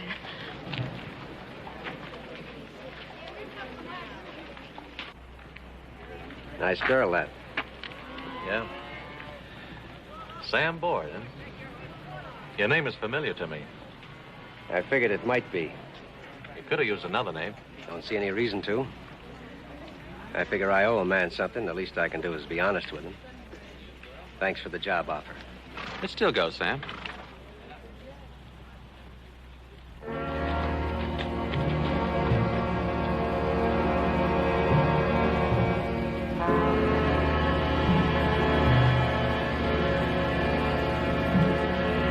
My friends,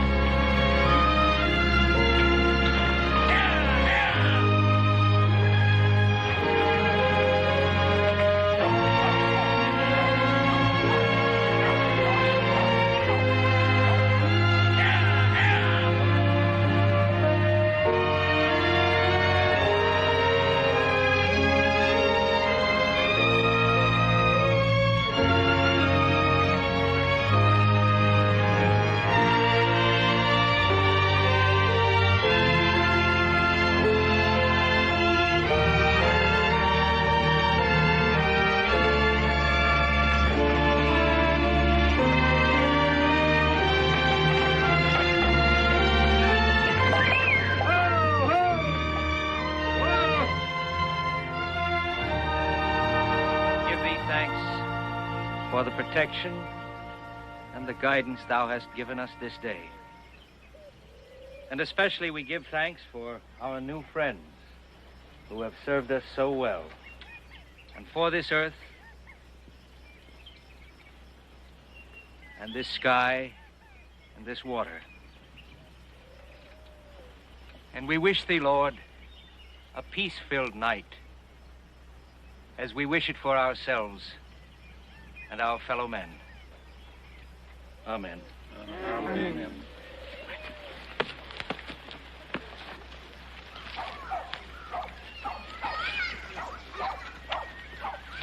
Here, let me help you. No, thou art a guest. And thou art a most pretty young woman.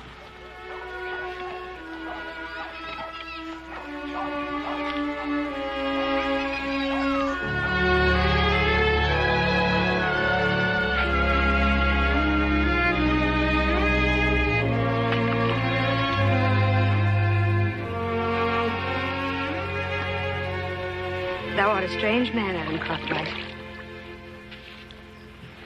Strange? Why do you say that? Thou had much to say to me every time thou looked at me today. And yet, now that the opportunity is here, thou sayest nothing at all. Well, maybe I just don't know what to say or how to say it. Simple and direct, as is everything under God's sky. What puzzles thee?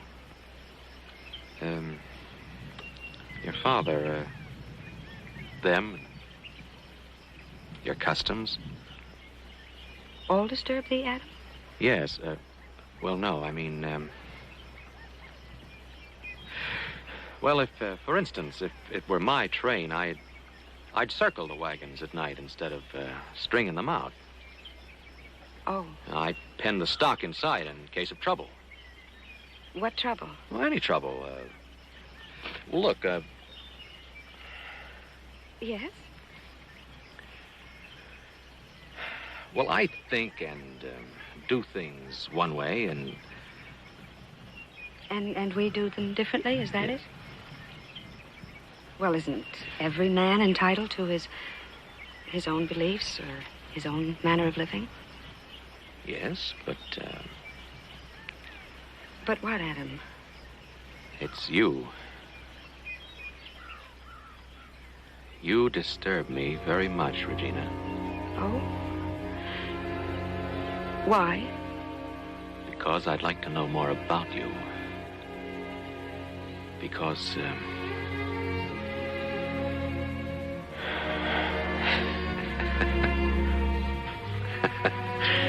well, we're right back where we started, aren't we? Oh, no. We've come a long way from there. I'm disturbed by thee also, Adam.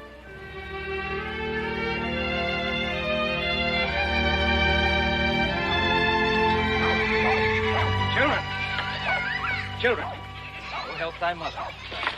Susan, go along with thy brother. Where's thy friend Adam? He's with your daughter, helping her to get some water. My daughter allowed a guest to help? Ah, Reverend. I kind of got the idea he wanted to be with her. And I kind of got the idea that perhaps she wishes to be with him. No objections?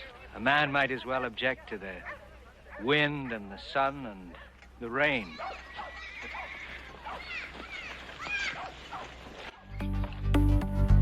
Carry it here, Reverend. Books, my friend. Not exactly.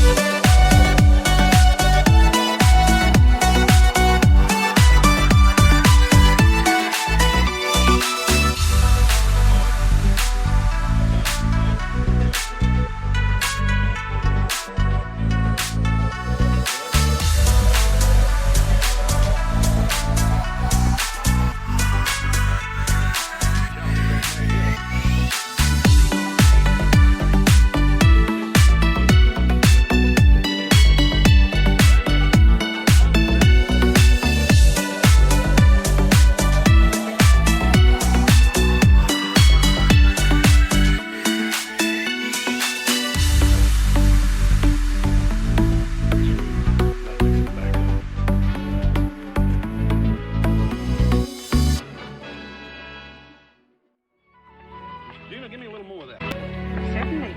You folks been eating this kind of food all the way from Ohio? We have, sir. Well, you keep shoveling out to him, you're not going to have any left. Where are you headed? Well, we hope to be in Slatersville by week's end. We have word of a large, fertile valley there. And God willing, we hope to buy land and settle in peace. Buying land, that could be pretty expensive. Yes.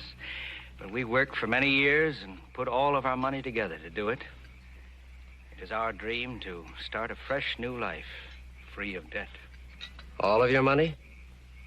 All of it. You traveled 2,000 miles across the United States to settle in a land that you've never seen. Oh, I've been there. We've all been there many times in our minds. My daughter speaks truly. Before all this, Ponderosa belonged to thee. Was it not a dream in thy mind also, Mr. Cartwright? Yes, of course. Very much a dream.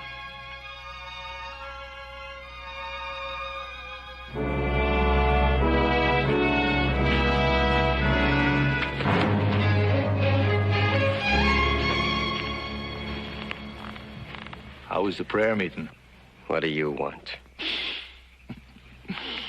You'll never make a preacher, Sam. You know what I want. What's the matter? Don't you want to let us meet your hymn singers? Take them and get out of here. Who do you think you're fooling, Sam? Not them, not me. We want our cut of that 5. It's gone. I lost it. Mm-hmm. Well, we figured you'd do that, Sam. But we figured you'd like a chance to make it up instead of getting killed. You can make it up. Can't you, Sam? There's a meadow about a half a mile from here. I'll meet you there in the morning.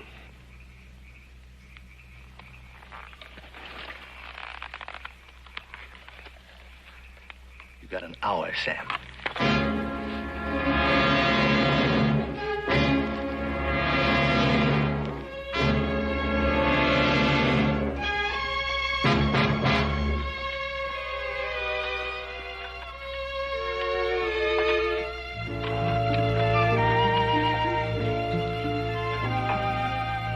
Oh, what a strange woman, Regina Darien.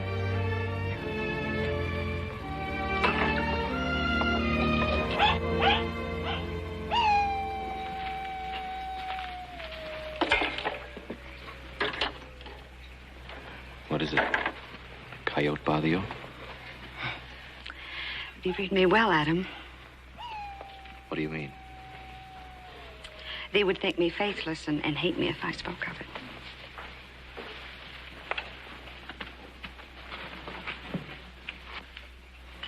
You could never be faithless.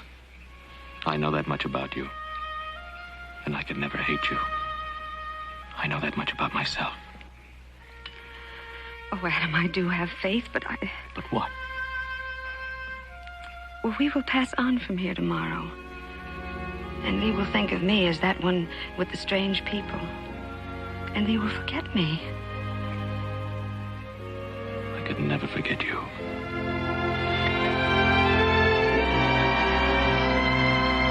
Oh, Adam, I'm supposed to believe that what will be will be. That was before we met. Yes. You'll be gone tomorrow. And nothing will be. Oh, Regina.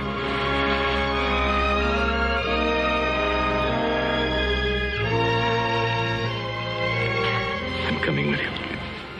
To Slatersville. I'll ride along with the train. It'll give us more time together. Oh, Adam, yes, we have need of that. Oh, Adam, they must think me foolish and forward. No. I think of you as beautiful, lovely. Adam? He thinks we've been observed, Adam. And what if we have?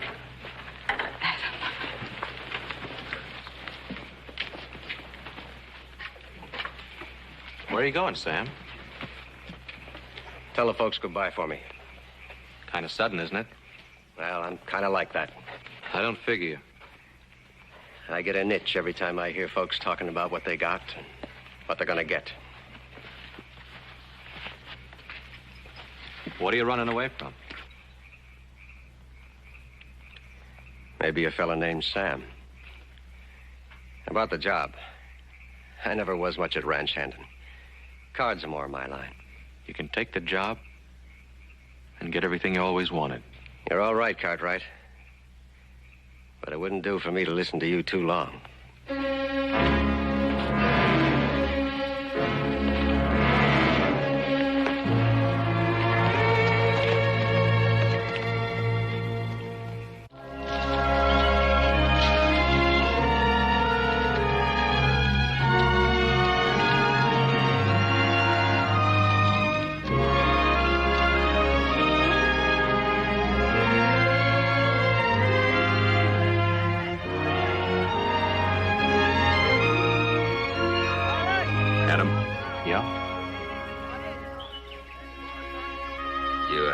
You sure you know what you're doing now?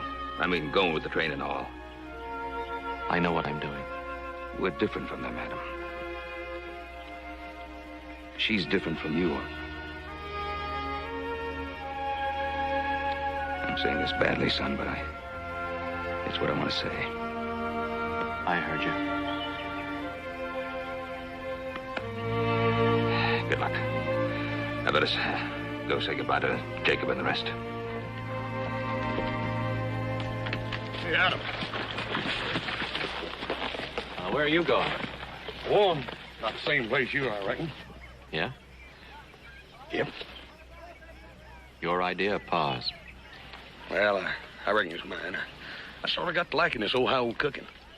As a matter of fact, I like everything about these folks. I didn't think I could even talk to them at first, but...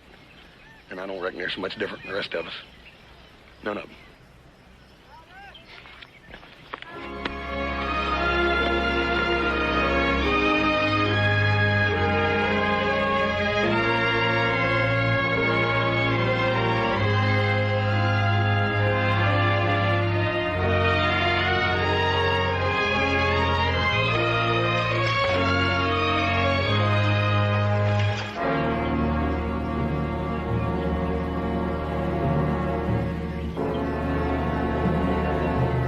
When?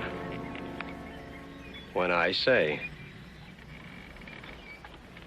Well, if it's the kind of outfit you say it is, and if it's as easy as you say it is, why not right now in the daylight? Or maybe you need the night.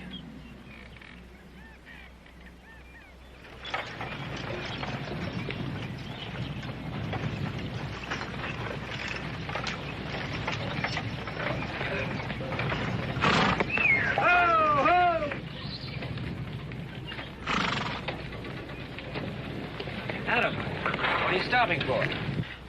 Well, this will be a good place to camp for tonight. There's still 2 hours of daylight left. I know, Mr. Darien, but the animals are all worn out. Poor beasts. So are all of us. We've traveled a long way. But our fear has been that the land will be taken before we get there. Forgive us, Adam, if we seem impatient, but we're so anxious to reach our new home. Well, what about it, Hoss? You think that old trail across the plateau might still be good? Well, it ain't been traveling a long time. We'll get them wagons across there or not. Well, don't you think it's still worth a look-see? Yeah? Water your animals, but leave them hitched up. We'll see if we can't get you a little further along. Thank you, Adam.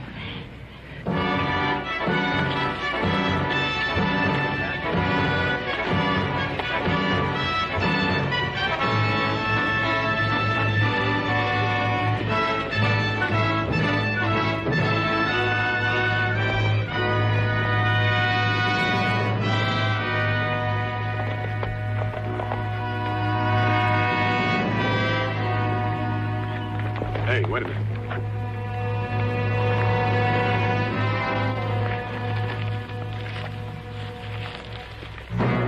These are fresh tracks, Adam, not over an hour old. How many do you figure? Yeah, it looks like at least 4. Well, whoever they are, they could see the wagons all day. I never knew a man yet didn't come into a wagon train and get some good home cooking. Yeah, me neither. Unless they had a reason for not wanting to be seen. Well, those wagons and the stock alone, that train's good pickings. Yeah, if they're planning to do anything about it, it'll probably be tonight.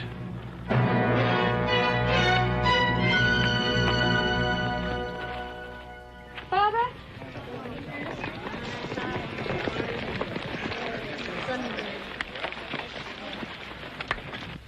Is something amiss? Something I have to tell you. What is it, my friend? If you people have any guns on this train that you use for hunting or anything else, get them out. What I'm trying to say is that we found the tracks of 4 horses up there. Now, we have reason to believe that these 4 men have been watching and following this train all day long. Well, do you want them to come in and take everything you own without fighting for it? Surely you must have some guns of some kind. We have no guns, Adam. And we can do no violence on our fellow man. Well, they can do violence on their fellow man, and they will. Still, it would not be right for us. Matthew? Can't you do something? He's only thinking of us, Father. Regina! Hast thou forgotten what we all live by? We shall pray that this test comes not to us, and that once more we shall be delivered. Mr. Darien, don't you reckon you could pray just as well if the wagons were circled up and they thought you was going to put up a fight? I can't see how that'd violate nothing.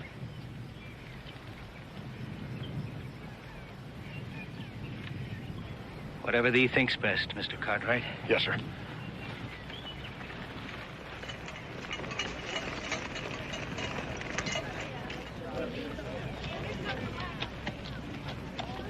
Adam?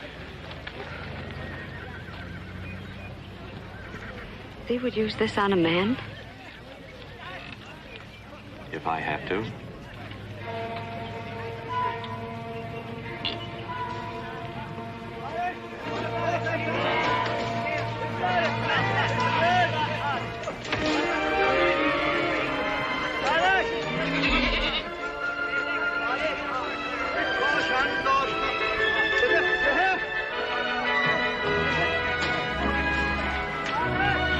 I will stay beside thee, Adam. If thou canst flee with us, then I will try to plead with thee.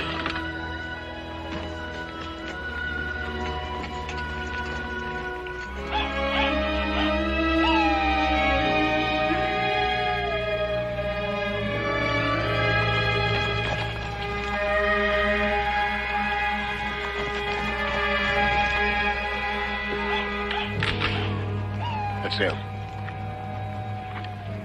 We may not have to use them. You see the wagon circled, it might make them skittish. They don't seem very skittish to me. Seems like they got lots of confidence.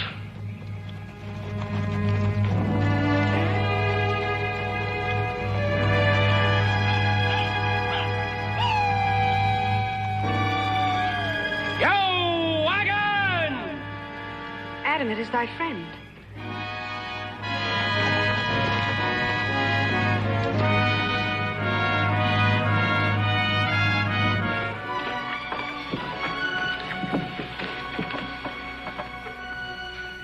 He's made some friends.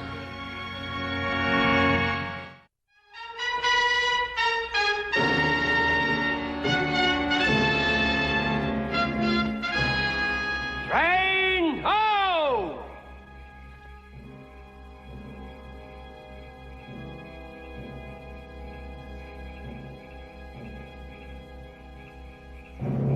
Easy pickings, huh?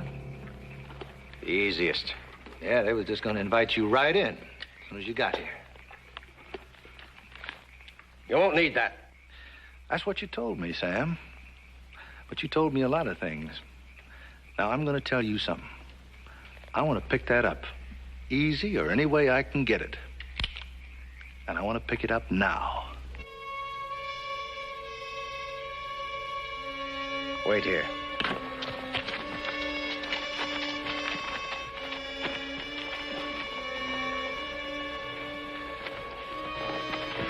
Too quiet. Let's wake him up.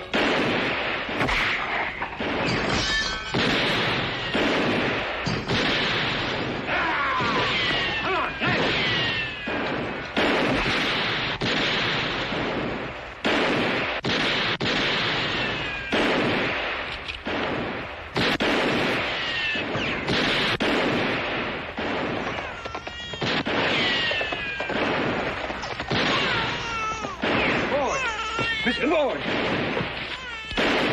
My friend. I pray thee not to do this, my friend. Get out of my...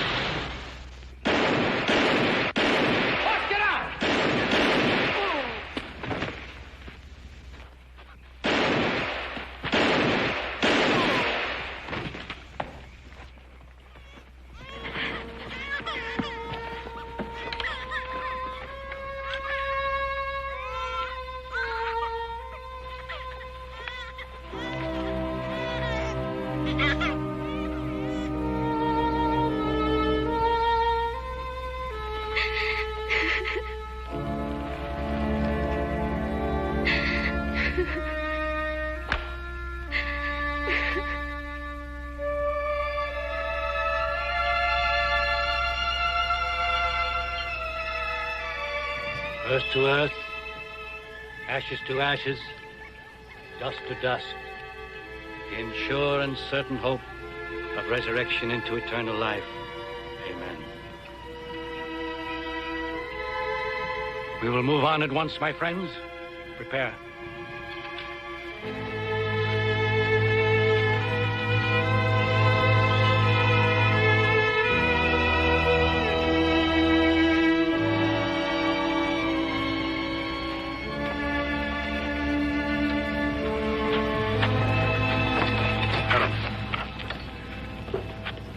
You will leave me too, Adam?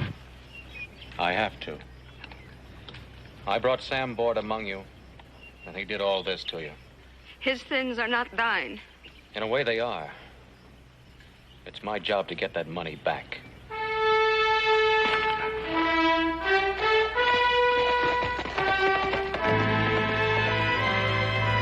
I better go with him.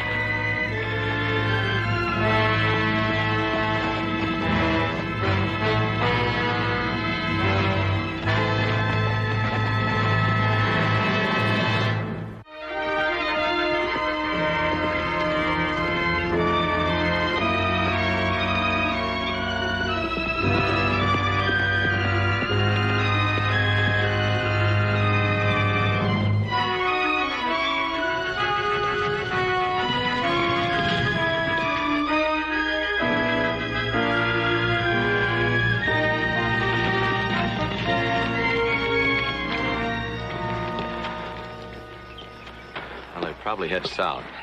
Board needs a new town. Yep. Man like that's always needing a new town, I reckon.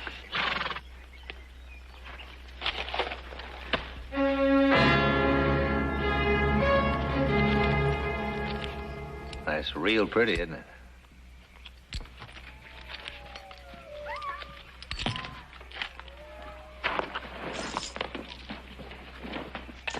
Yeah, it really looks good. And I'm going to enjoy it. All of it.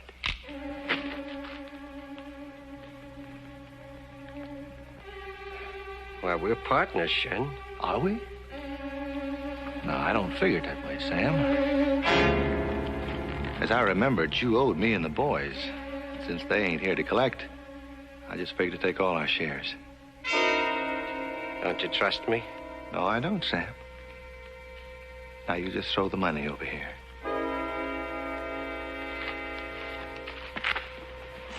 Right down there.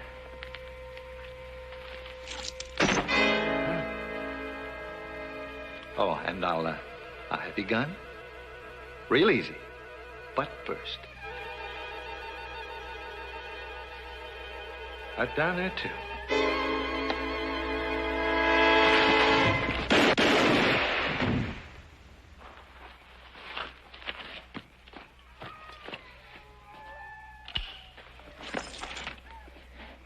Could have had half. You never did have any brains.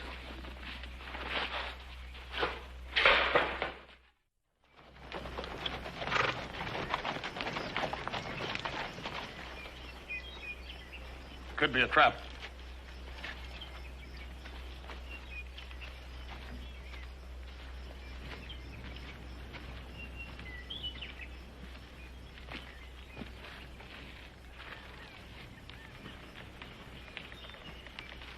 Well, it figures. Yeah. Word's gone all the way now, Adam. He's a killer. Yeah. Well, ain't but one of them left now. And that's where the money is.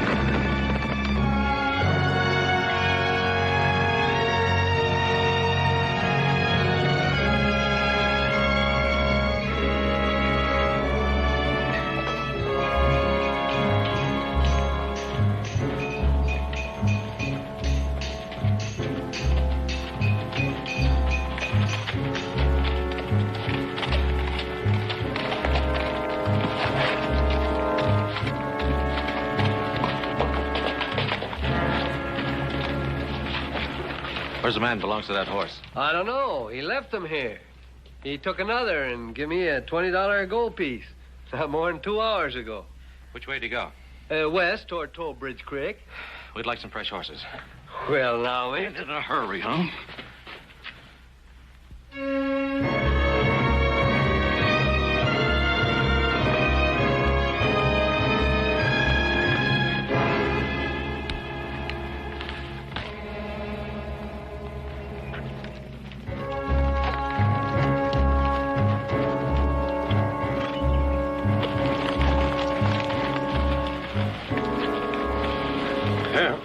Left the trail again. Adam, he ain't doing a blooming thing but leading us on one big merry chase round and around the circle on these blooming rocks. Well, sooner or later, he's got to go to water. Or even. I don't know you now.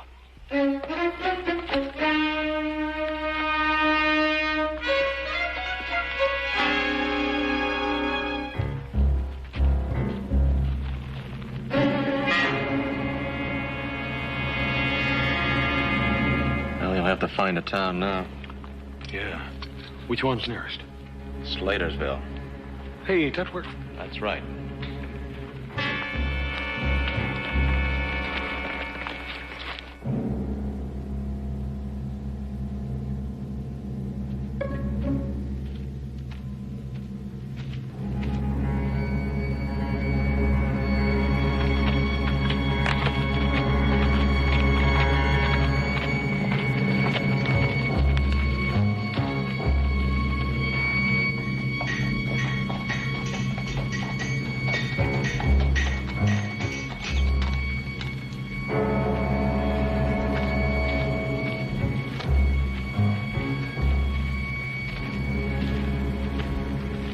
Howdy. Howdy. What can I do for you? This fit any animal you got in here today? Martin and I rode to death. Going to get him another horse tonight. You got any idea where the man is? I wouldn't be surprised if he's over the saloon there cooling his dampers. Pretty hot out today. Thanks.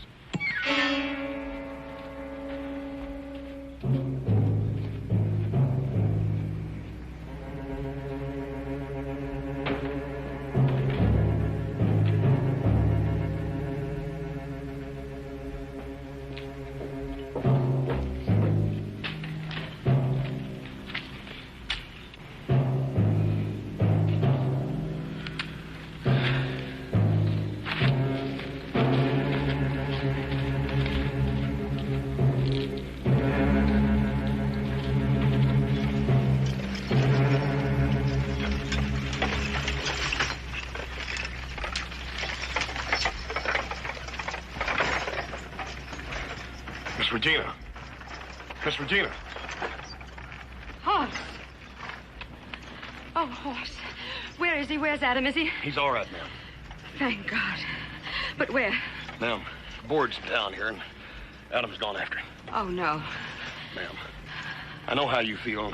I know how Adam feels. There ain't nothing nobody can do to stop him. The only thing we can do is try to help him. Of course, I've got to find him. Adam! Adam, I beg thee, thou must not do this thing. What about your father? These people? For whatever the reason, it would be violence. Adam, I see vengeance in thine eyes. I saw it when thee rode off. I've got to get that money back. If thee get it this way with a gun, then it is not worth having. Thee will find him, and he will be killed. Or thee will be killed. I'm sorry. Adam, if thee do this thing, it will be between us all our lives. It has to be done, Regina. You'll get over it. Will I? Look at me, Adam. I am no child. I've waited a long time to find the kind of a man I could love. Listen to her, Adam. You know I don't have any choice. I'm responsible for Sam Board. Thee are not responsible to him. Thee are responsible to nobody but thyself. Adam, I beg thee, put away thy gun.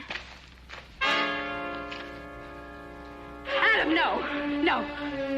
But we befriended thee. Get out of the way, old man. I've run all I'm gonna run. Boss, get her out of here. Adam! No, no!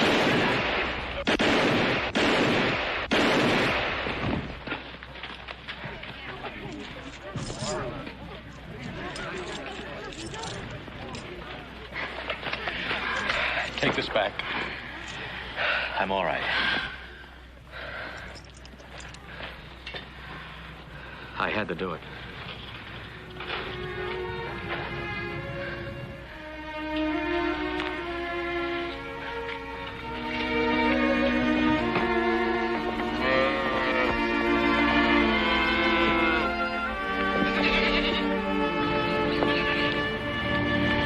Thee are well enough to ride now?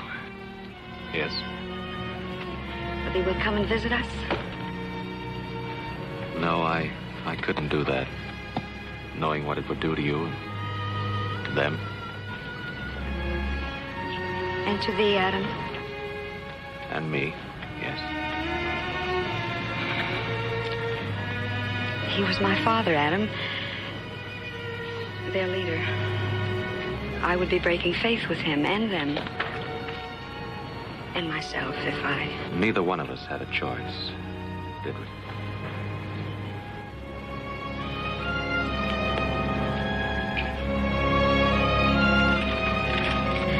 Bless thee, Adam.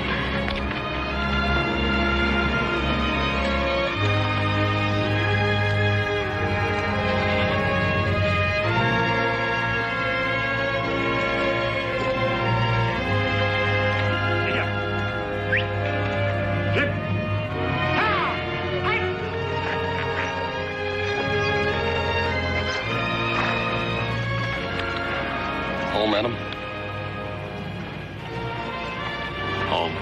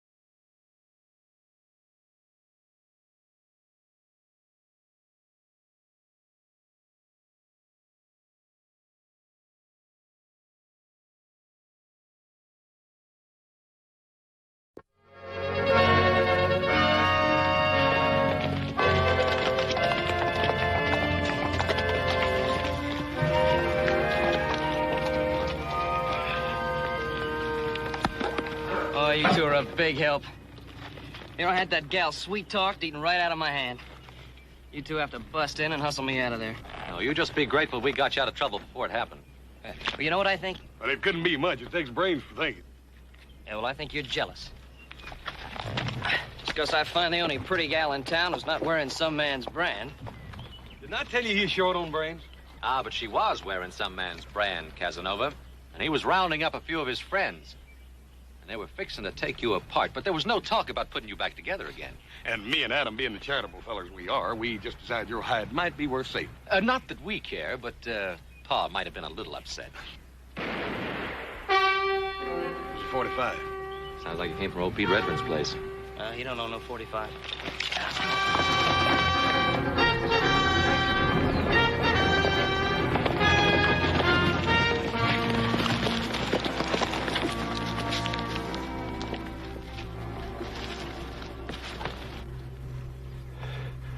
Pete. They got everything. 3 years' work gone. Pete, did you get a good look at him? They was wearing masks.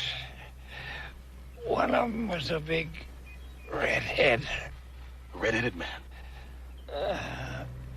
Hat fell off. There was 4 of them. Pete, don't you worry. We're going to get a doctor for you out of Virginia City. How is he?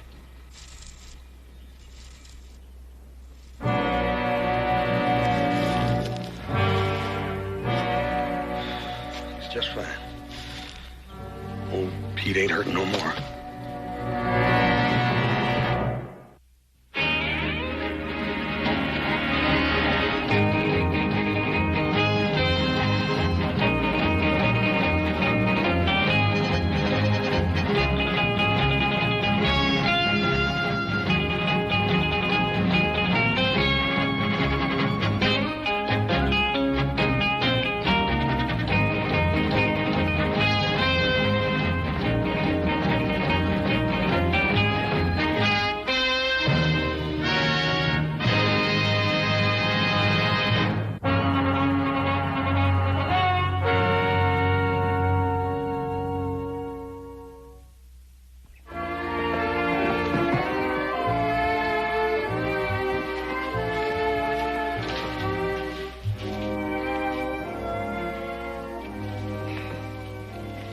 Hello, Miles.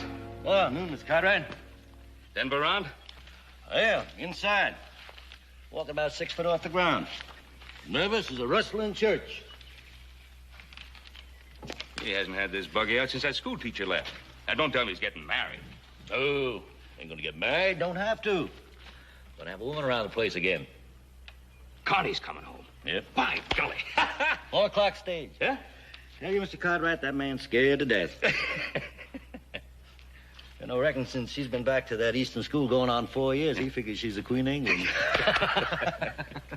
Well, you know, she's going to see a lot of changes in this place. Yeah, Denver's done a good job with it in 4 years. Oh, for the love of Zachary P. Taylor. That you, Denver? Yeah, that's me, Denver.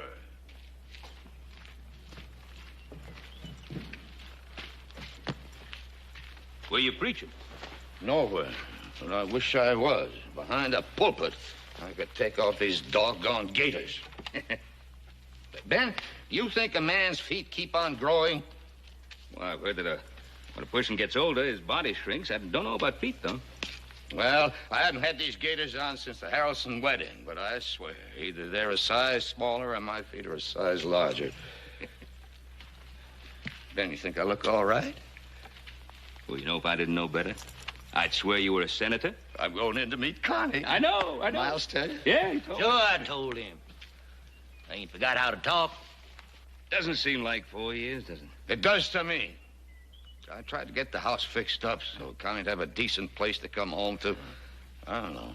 You think she'll like it? Oh, it looks real nice. I had some new curtains made for a room, some kind of lace. It's real pretty to me. Well, then it is real pretty. Now, what are you worried about? That little girl won't even know the place. I know, but she's grown up now. 18, her last birthday. You make it sound like she's an old maid. When she left here, she was a kid. What do you know about it, you old goat? Who's an old goat? I ain't more than 2 years older than you are. That makes you an old goat. 2 cents I'd quit. For 2 cents, I'd fire you. Now, hold on, you two. How long you known each other? Too dang long. Since before Connie was born, that's long enough. Well, Denver, if I were you, I'd hold on to Miles as a foreman. You give me one good reason why I should. Well, if you don't, Connie'll have you hide.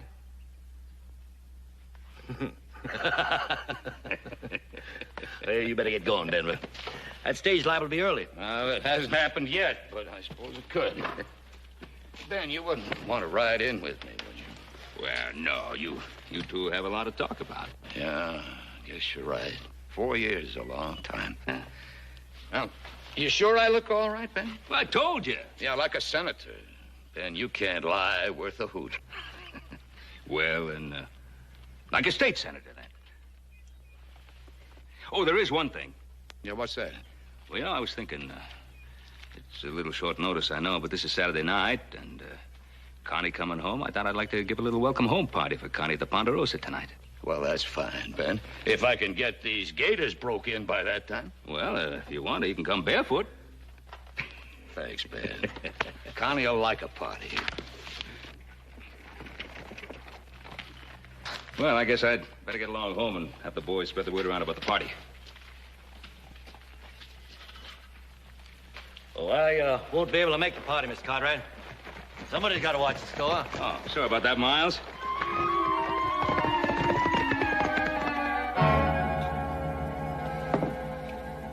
That's all we found on him, Paul.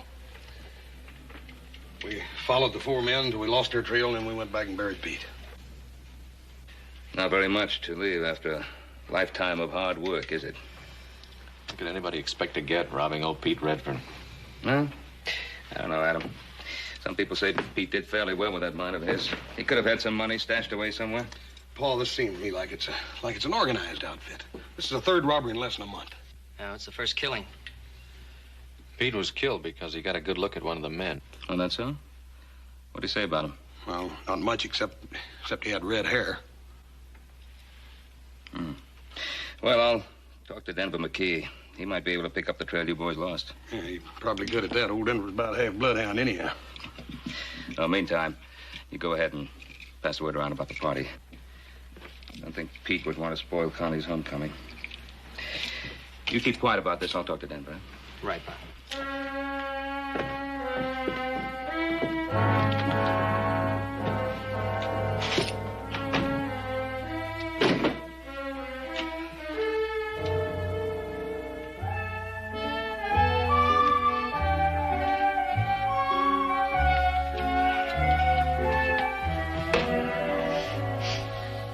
Hey, is that you I smell, little brother?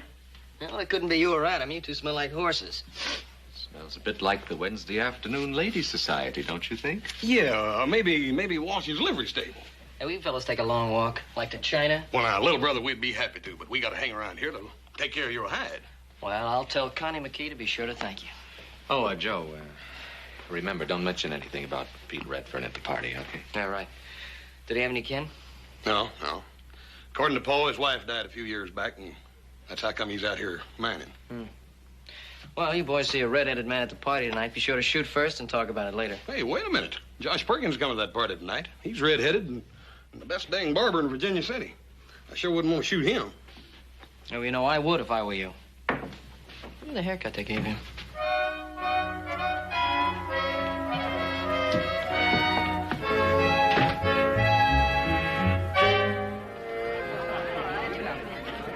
Here you are, Charlie.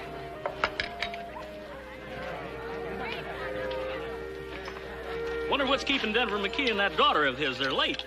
Now, listen, Fleming, have you ever taken a woman anywhere and be untied? Little Connie McKee, you know, the way she used to ride that horse, I thought she'd break her neck before she got a chance to go to school. Wonder whether she changed the East or the East changed her. I guess the East rubbed some rough spots off her, but I imagine she's still the same girl she was. At least I hope so, for Denver's sake. He was shaking like a leaf when he went to pick her up at the stage. Here's to Denver McKee, the greatest sheriff Colorado ever had. Here's to Denver McKee, the best Indian scout in the U.S. Army. Here's to Denver McKee, the most frightened father in Nevada. Oh, there they come.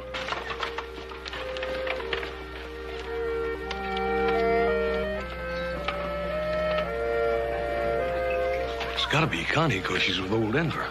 I don't know. It don't look like Connie to me. Now, you want to know something, fellas? I don't really care who that is.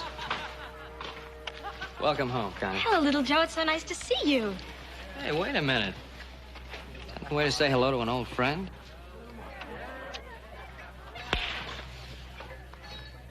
In the East, that's the way we treat freshmen. Looks like you two are going to take up just where you left off 4 years ago, still fighting. Hello, Hoss. It's so good to see you. Hi, Connie. Doggone it, we like not even recognize you. You wait right here. We got a real big surprise for you. All right. Adam, how are you? Oh, Connie, you have changed. Yeah, not so you could notice. You still got that same old sweet temper. Hello, how are you? Welcome home, Connie. Thank you. I didn't expect a welcome home party like this. It's so wonderful. Oh, I'd forgotten how beautiful the Ponderosa is. Well, she put on her best party dress for you. Denver, she's your daughter. You better introduce her to the guests. Thanks, Ben. Folks, most of you remember my little girl, but for those who don't, Connie McKee. Welcome home. Welcome home, Connie.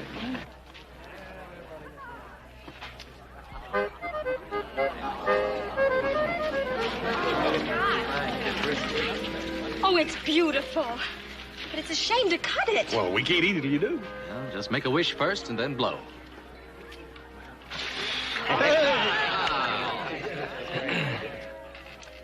She's a real beauty, Denver. She sure is, Ben. I can say that, because I can't take any credit for it. She's a spitting image of her mother. Yeah.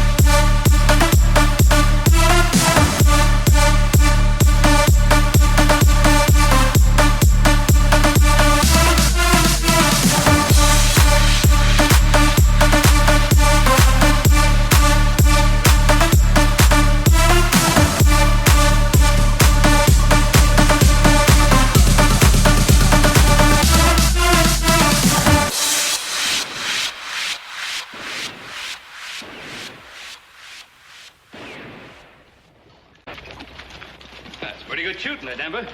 We use this way to spend money, Ben. I just started wondering if I still had the touch. Well, I guess it's a little like swimming. Man never forgets. You ready to go? Yeah, I'm ready. I guess we better get started. Get started where? Connie, I didn't want you to be bothered with any of this, but you see, yesterday, an old prospector named Pete Redfern got killed, his life savings stolen. Oh, that's terrible. Well, it's more than that. Last night, 2 men got killed, and the Silverado mine payroll was taken. We're just going out, scout around, see what we can find out. I see. But why do you have to go? But, Connie, I just told you, 3 men have been killed. I'd almost forgotten about the violence in the West and the fact that nobody is immune or wants to be. Well, we mean to try to put a stop to this before there's any further violence. Do you? Or do you enjoy it? We're just trying to do what we feel we have to do. Well, leave my dad out of it. He spent most of his life with violence. It wasn't a game with him. It was his business, and he's retired. Can't you leave him alone? Connie, these are neighbors asking me to help because I know about these things. Connie, last year, 200 head of steer vanished completely without a trace. And 50 men couldn't find them. Now we're looking for 4 men. Now, the sheriff needs all the help he can get. Now, if we find the men, and I hope we do, well, it's not going to make us feel good. Not going to make us feel big and brave. That's right, Connie. None of us get any joy out of this. Just something has to be done. I'm sorry, Mr. Cartwright. You will be careful, won't you, Dad? I didn't get this old being careless.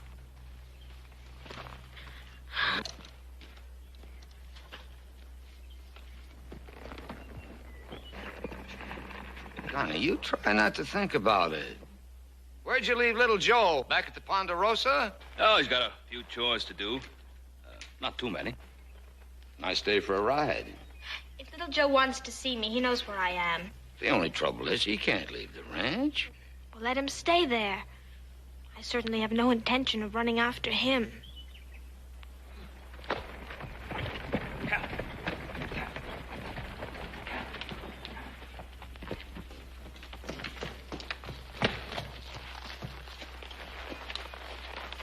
you late?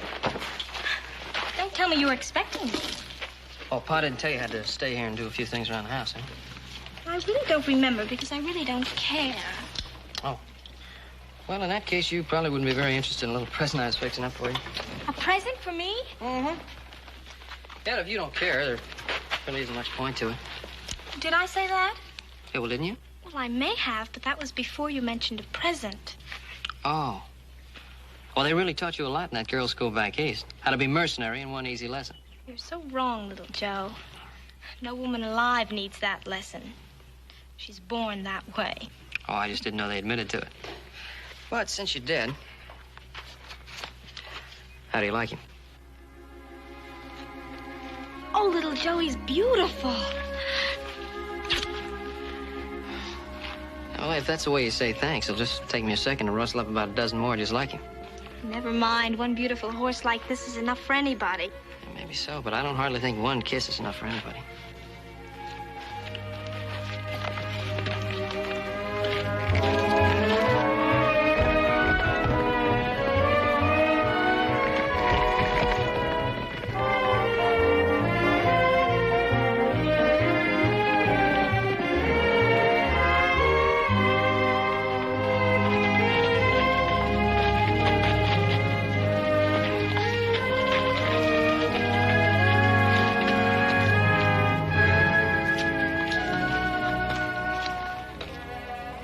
Why, little Joe, I thought you had to stay back at the ranch. I know when I have something better to do, like kissing my best girl. You mean kissing girls, don't you? Any girl? Well, now, where in the world did you get that notion? It wasn't hard. Almost everyone at the party last night volunteered that information.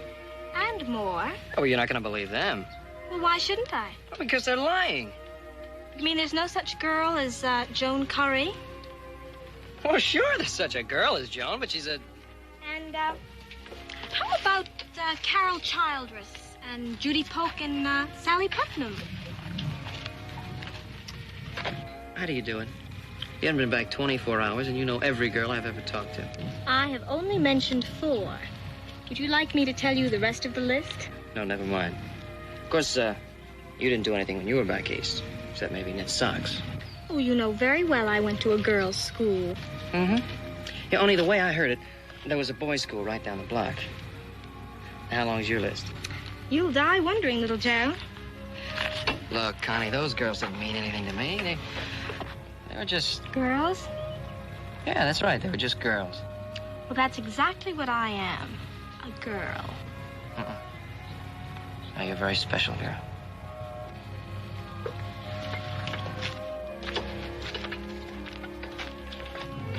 There was something I wanted to ask you. Are you going back east? Well, I'm not sure. Why? I just don't want you to go back, that's all. Well, that's hardly reason enough. Because I think you're very beautiful. That still isn't much Because of I it. like you very much.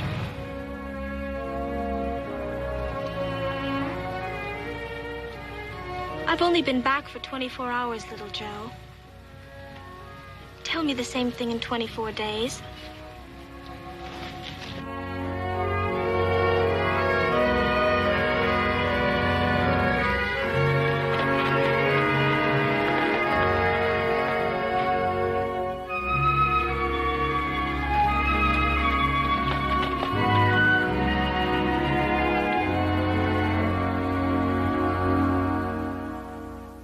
Now, if we cut across the rim rock, and we can come in through the breaks. How come you 3 are back so soon? We lost the trail. 4 horses? How'd you lose a trail like that? It wasn't easy. They went into the Flint Canyons up near the timberline. Rock's so hard there, you can drive 1,000 head of cattle through that part and never leave a sign. They gotta be up here in the Sierra somewhere. Up one of those high meadows, probably. They gotta have grass and water. Yeah, but Adam, there must be 100 places like that up there. We could ride for a year and not find them all. Oh, you could find them the first day. They've had all the breaks so far. It's about time we had one. We'll ride out at dawn. Pa?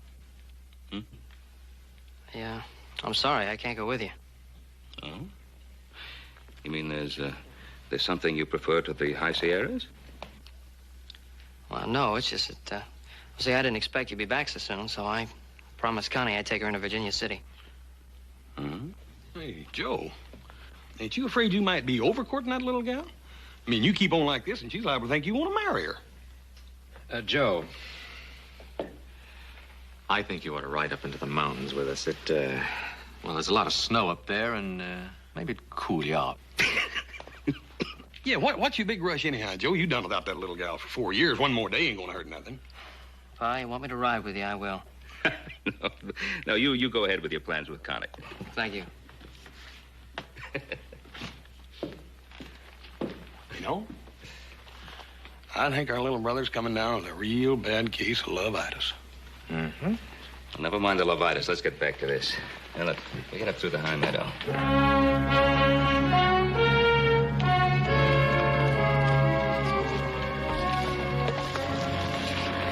Oh, I'm getting about half tired of this canyon. We must have been up here 7 or 8 times. I'm not only tired of the canyon, I'm just plain tired. But this is... Denver lost the trail, so this is where we start hunting. Start and finish. Above here, there's a half a mile of flint and wash rocks, 4 canyons, and all the points of the compass to choose from. Paul, what if they ain't up there at all? What if they just come this far to make us think they're going up there? With us behind them, they'd have to head for high country. Just slow down. What do you got in mind, boy? Well, sir, a fox will double back on a hound, won't it? How come a man can't? I mean, they could lead their horses across the rocks and get over into Little Branch Canyon and go all the way back down the valley and then leave us hunting up here in the big country. Yeah. That might be just worth looking into. Come on.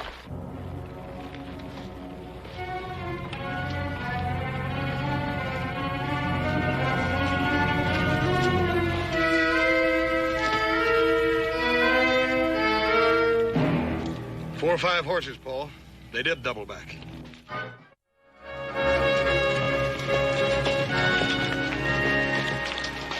Well, one sure way to cover up your tracks is to ride down the busiest road you can find. They did take quite a chance, though. They might have been seen. Yeah.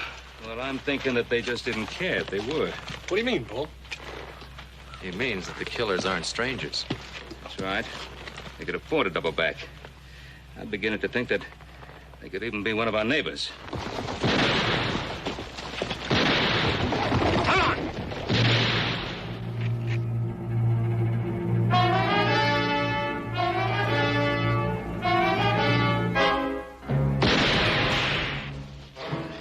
Keep your finger off that trigger. Wasn't my fault one of them saw us coming. Can still be easy. I'll throw enough lead into them to keep them busy. Brennan can work around back of the cabin and drop a torch on the roof.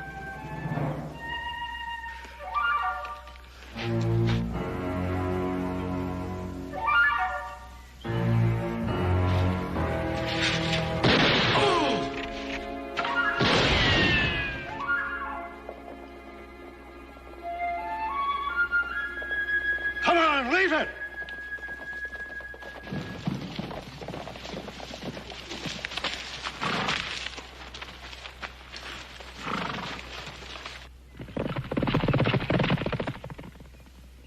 Let's go, boss.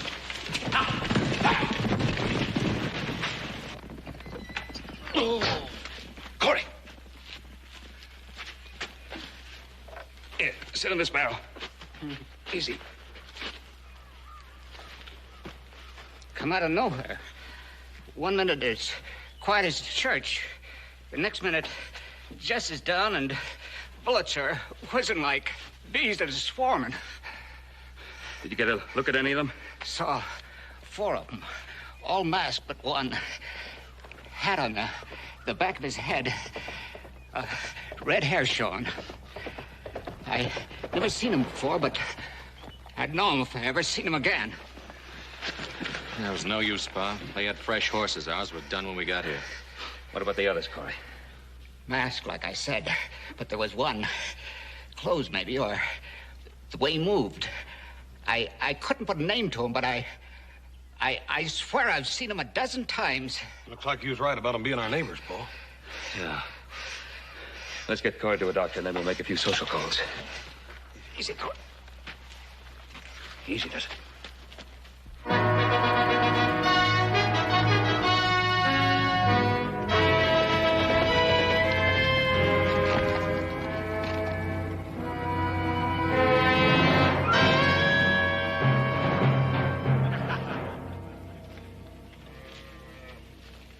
Well, the boys seem happy.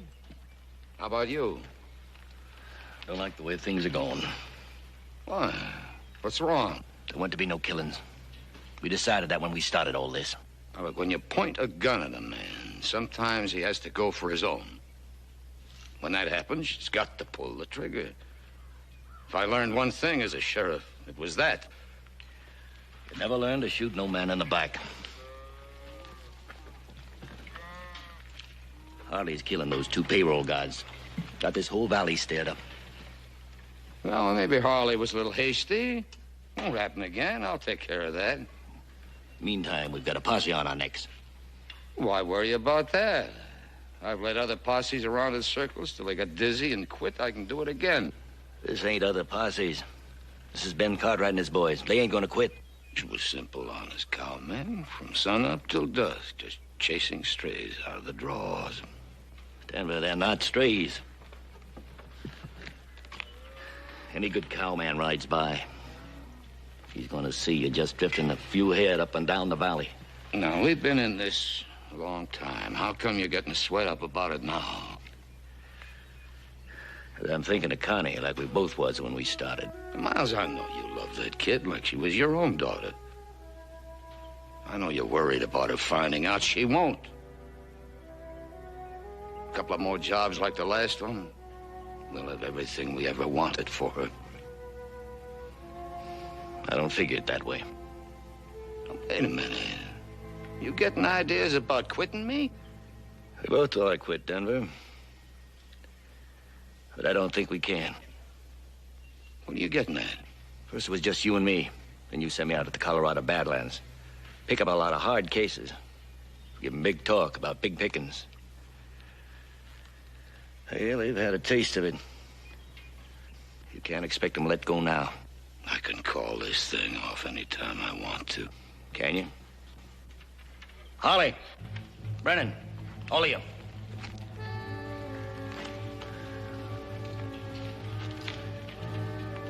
We heard talk about some of you boys wanting to pull out. Where'd you hear that?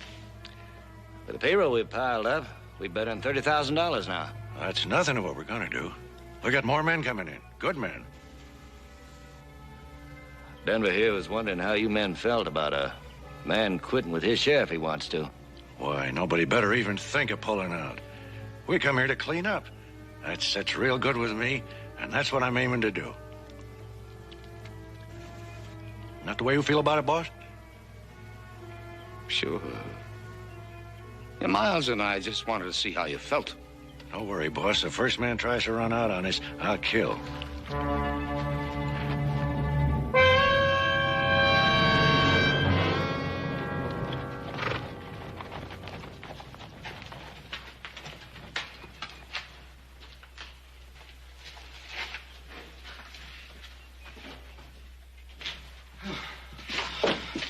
Ben! Come on in. You fellas look as if you could use a drink. The water be right fine. Trouble? Well, they jumped Winkler and Corey. But you know, they put up a fight. Winkler got killed and Corey got hit. Bad? Well, not too bad, thanks. Got on the shoulder. He'll be all right. Did he recognize any of them? Nope. But we ran across the trail of one of them before. A redhead. That redhead had to be the one that killed old Pete Redfern. Ran across the trail of another one of them. Corey tells me that he's seen him before. Recognized him by his walk, set of his shoulders.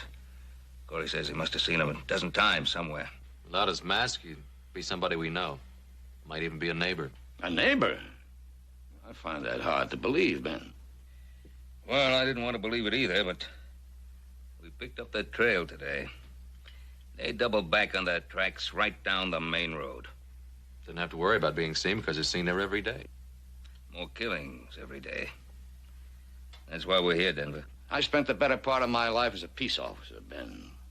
I was lucky. Only caught one bullet. You got a sheriff. You got all the men you need. Don't ask me to press my luck. You pressed it when you went out with us the other day. We're all taking the same chance. Not according to the odds. I've been riding a streak of luck for 30 years. I don't intend to press it any further. So far, they've only got the miners and the mine payrolls. They might decide to branch out.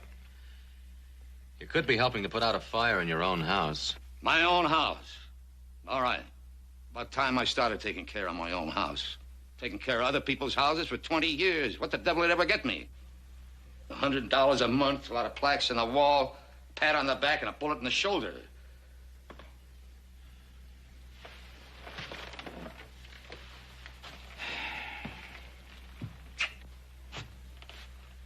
Denver?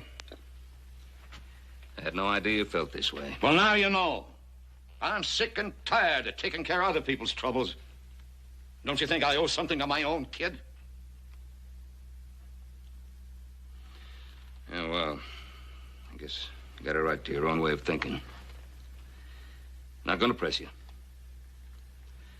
But we're going out after those killers. Come on, boys.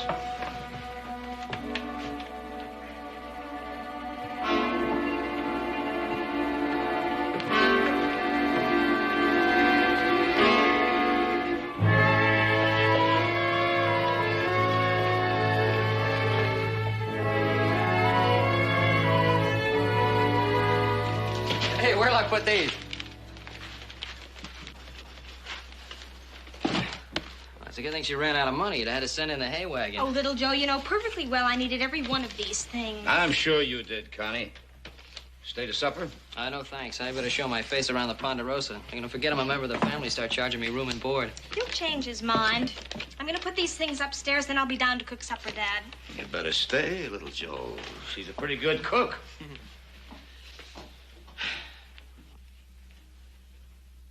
Hey, you got a wonderful girl there, Mr. McKee. That's what I always wanted her to be. I wanted to talk to you about Connie and me. Well.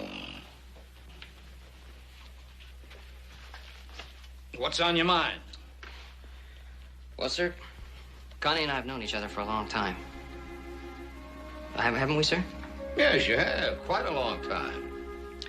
And I know you've probably heard a lot of stories about me and those Virginia City girls, but I just wanted you to know that they didn't mean a thing to me, not any of them. I hope you didn't tell them that at the time. No, sir, not at the time. Anyway, that's not the way it is with Connie and me. I'm very fond of her, sir. Oh, yeah. And if Connie'll have me, well, what I'm trying to say is, sir, I'd like to ask her to marry me. Well, I don't think there's any way I can keep you from asking her. Does that mean you'd rather I wouldn't? I don't mean that at all. All I ever wanted was for Connie to be happy. Have the chances other girls have. Sir, that's what I mean to offer her. Suppose I knew all along this would happen. I should have known. I should have known. I'm sorry I upset you, sir. You're getting on home now. Tell Connie I'll see you soon.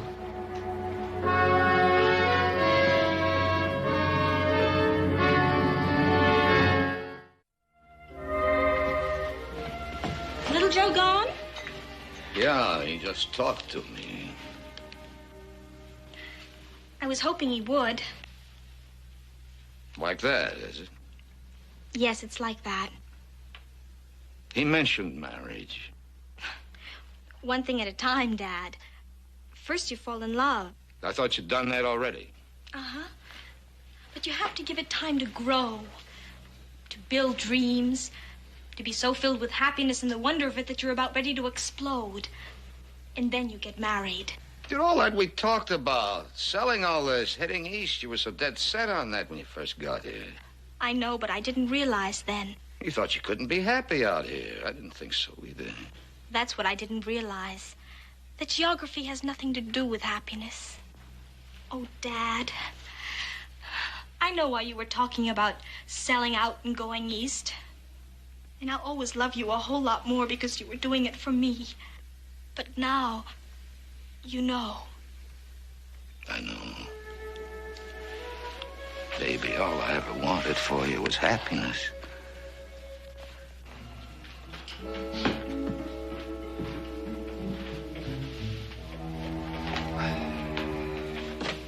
Well, all right, go ahead and say it. What do you want us to say? Oh, come on, Adam. You've been walking around it like it was a rattlesnake. All right, it's somebody we know, a neighbor. Well, come on, say the rest of it. You think Denver McKee had something to do with it? Now, nobody said that, Joe. Nobody's even thinking it. Oh, no? Then why do you tell me what Denver said about not wanting to help, then you drop it so fast I could hear the thud when it hit? The only thud you hear is your heart when somebody mentions the name of McKee.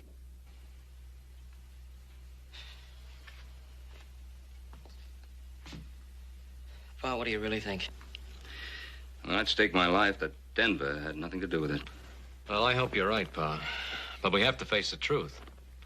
There was only one man that wasn't at Connie's party the night the Silverado payroll was stolen. That's right. Miles Briscoe. Yeah. You know, when I was telling Denver about the party, Miles was with him. He said he couldn't go to the party because he had to look after things at the Flying M. All right, so he wasn't at the party. Does that prove anything? No, of course it doesn't, Joe. But it's worth looking into. Hoss, why don't you ride out to the McKee place? Have a look around, and if Miles leaves the ranch, trail him. How long you want me to stay, Paul? No, one of us will relieve you in the morning.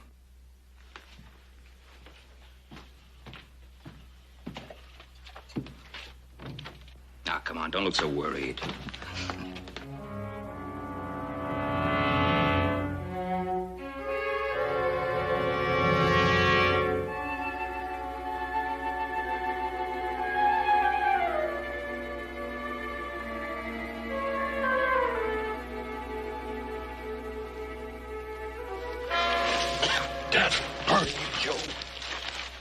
Scared me to death. You must be avenging. You was plumb up on me before I knew it.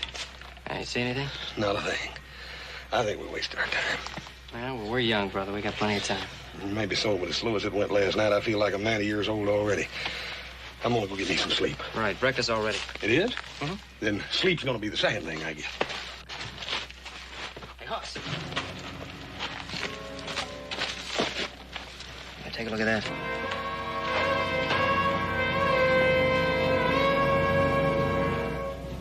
It's a red-headed man.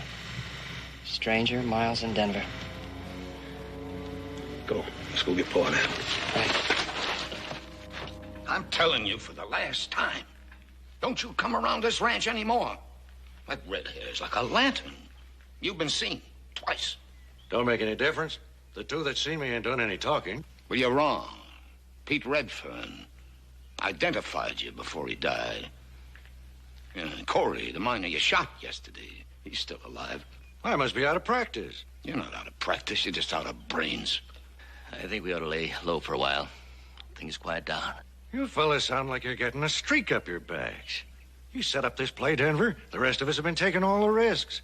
Sure, we had to do a little shooting. I want you to clear out of here. You think I want my daughter to see you? No, I don't think much about your daughter one way or the other, Mr. McKee. And I'm tired of sleeping up in those rocks. You got a bunkhouse back there. I mean to use it.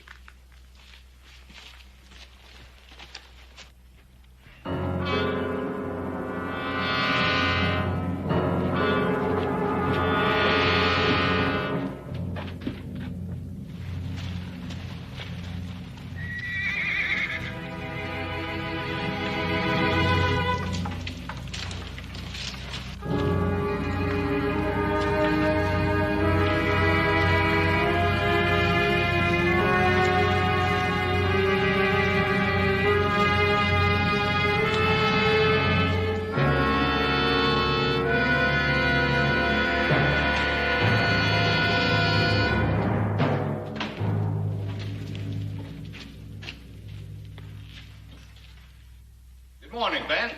Morning, Denver.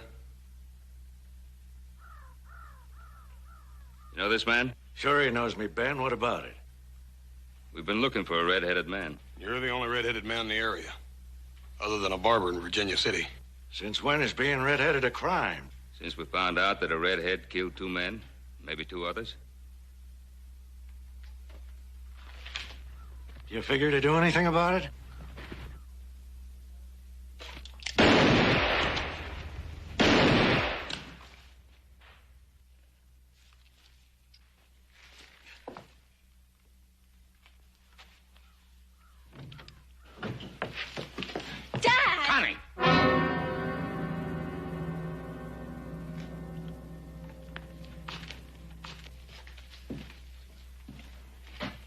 You take Connie back into the house. Come on, Connie. Come on.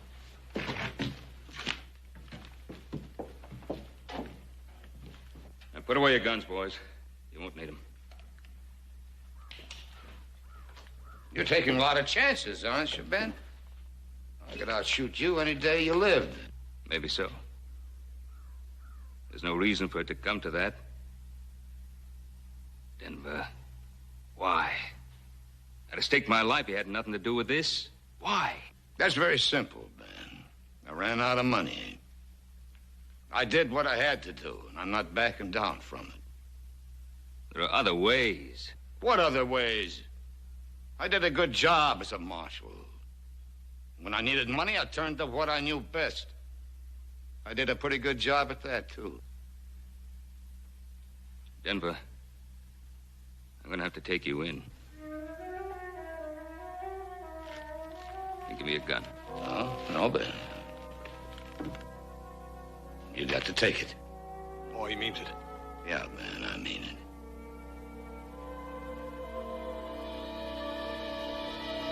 No, Denver, no.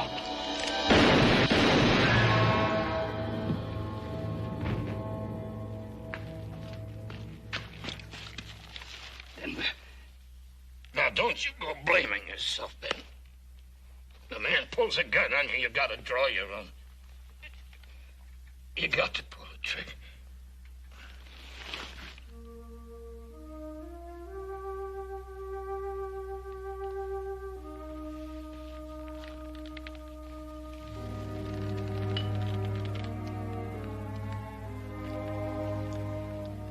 he could outdraw me any day of his life. And he could shoot a lot straighter than that.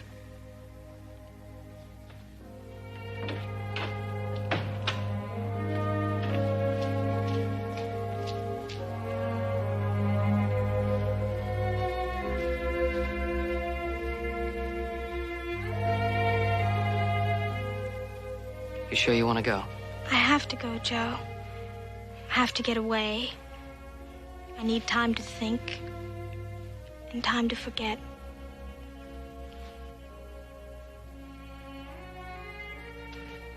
I understand. I love you.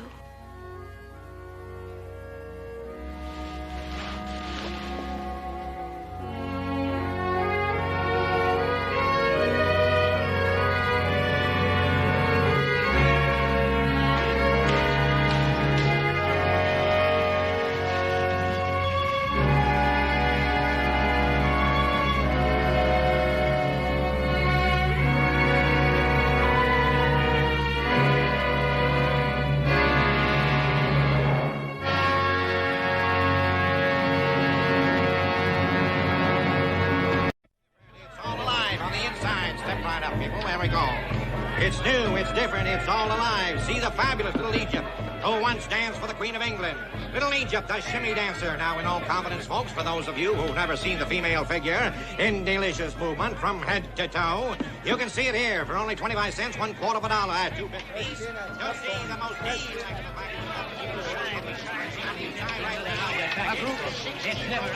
Oh, ain't this the beatin'est dead-gum thing you ever seen? Virginia City's really come of age now that the carnival circuit has hit it. I can't stand him. Look at him. Suppose we were to miss. Oh, he ain't gonna miss. Well, you don't look very scared, Jennifer. What's there to be scared of? I'd give anything in the world to change places with that girl up there. I promise you won't get water in your eyes or a finger in your ass. But look at the tremendous pleasing faces of those people. Well, Adam, I guess you and I better get on our way. We've been here longer than we planned. Harriet, Jennifer, good night. Joe, you promised Mr. Beale faithfully you'd get the girls home by 10 o'clock tonight. Right. Mr. Cartwright, please. Do you have to remind me? Don't worry, Pa. I'll keep an eye on him. Good. Sure, Pa, but who's going to keep an eye on him? 25 cents, $1/4 of a dollar. Easy, Right here, folks. Hoss will. See the most delectable package of Isn't that right, Hoss? Have a full public display. I mean, sir. Yes, indeed. He'll do fine, Pa. Ask no more. You're going to see this charming little lady move every muscle in her body.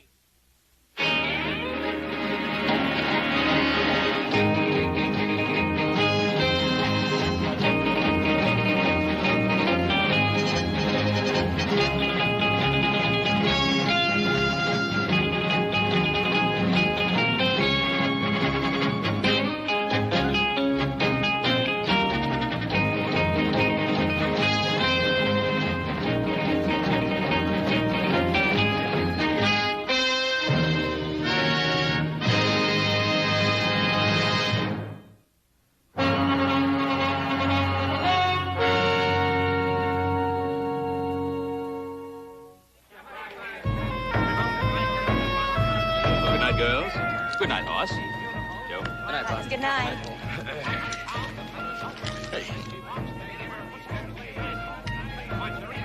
Ain't this the beatin'est nut-burn thing you ever seen, Joe? Well, you're just not kidding. Looking at anything special, Garner? That girl, the redhead. She looks familiar. Hey, you reckon what we ought to take in first? Hey, how about the Mystic Tent? Like to have my fortune told. All right. That's what I'd like to hear about. Wouldn't you, Harriet? Not if it's any Come bad on, news, let's I go. wouldn't. She's been plastered all over the front pages of the San Francisco paper for the past couple of months. That's Joshua Beale's daughter. Joshua Beale. The Silver Key. He's one of the richest men in the world. Stop dreaming, Garner. Before the big show begins, the most electrifying 10th act ever to appear on the Midway west of the Mississippi. Just once in my life, I'd like to get my hands on some real money. What do you suppose Beale figures that daughter's worth to her? More money than we'll ever see, Garner.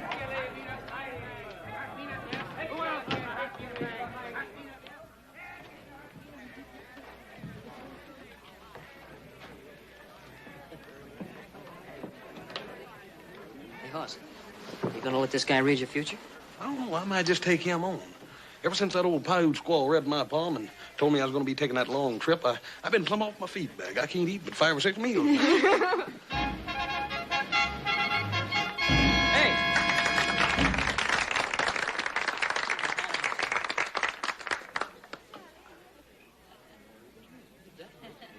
Now, if one of you will give to my assistant some personal object.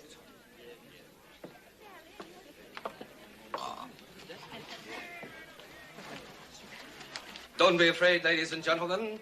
Nothing will happen to it. If you please, some personal object.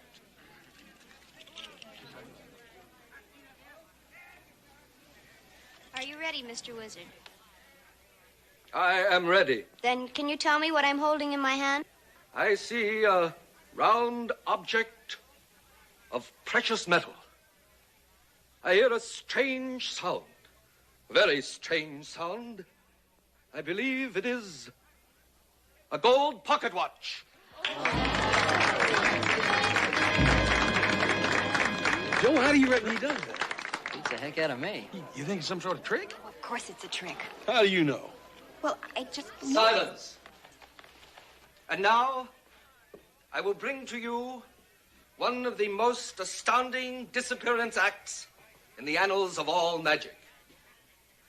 And tonight, just to prove to you that this is truly an outstanding and remarkable feat, instead of using my regular assistant, I shall ask one of you to assist me. Is there a young lady in the audience who would like to disappear for a few minutes? I assure you it's a thrill that you have never realized before. I'd like to try. Hey, Jenny, you know what your Paul said about leaving little Joe's sight? He didn't say anything about this. And besides, this'll be fun. But if you disappear, that's going to be leaving his sight, ain't it? Jennifer, sit down. Well, everybody's looking at you. Hey, Joe, don't you think you ought to stop her? Well, let her go ahead. It's just a trick. It seems a shame to make such a pretty young lady disappear. Don't worry, young man. I'll have her back to you soon enough. Now, you see, ladies and gentlemen, that this is an ordinary wardrobe trunk. Young lady.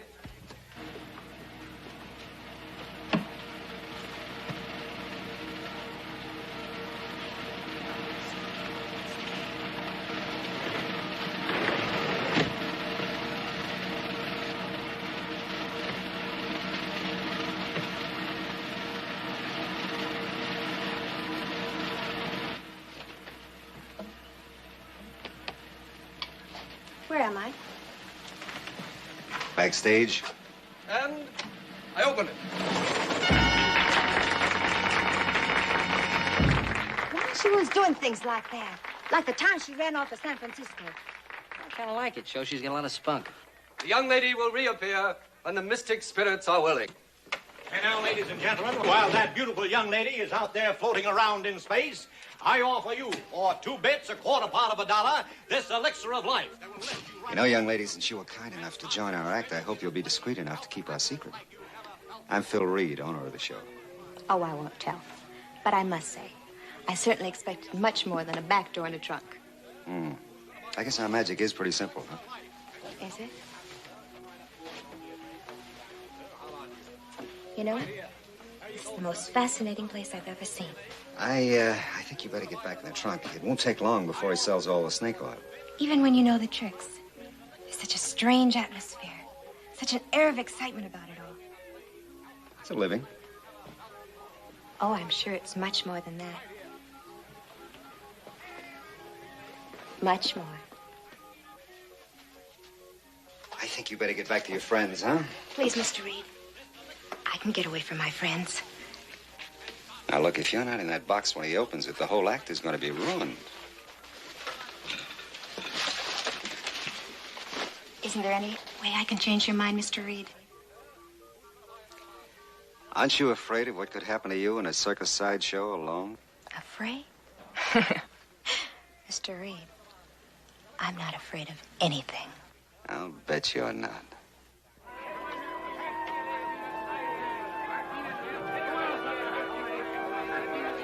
And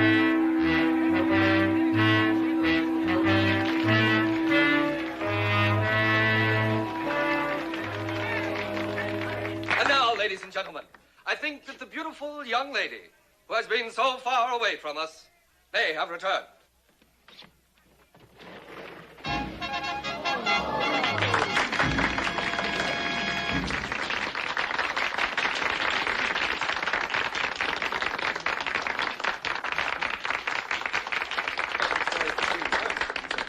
Hey, where'd you go off to? Far, far away. No, really. It's all the way behind that curtain over there. Well, Jennifer, aren't you going to tell us about it? Maybe. Someday. And that's only the beginning, folks. Only the beginning. I want to call your attention to one of the most sensational acts ever presented west of the Mississippi. In just a few moments, directly next door, we're going to present that 350-pound strong man, Hercules. Just follow me right this way. The greatest act of its kind ever presented on our midway. Right this way, you'll love it. It's the most sensational, outstanding act. And now, ladies and gentlemen, Hercules is going to bend this solid 1-inch iron bar like it was made out of this sawdust on the floor. Hercules.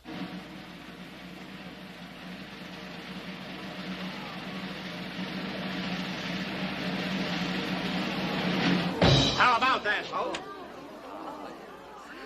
Hey. Would you like to examine that bar, sir, to see that it's genuine? Thank you. You like to examine this, sir? Try that right in there, sir.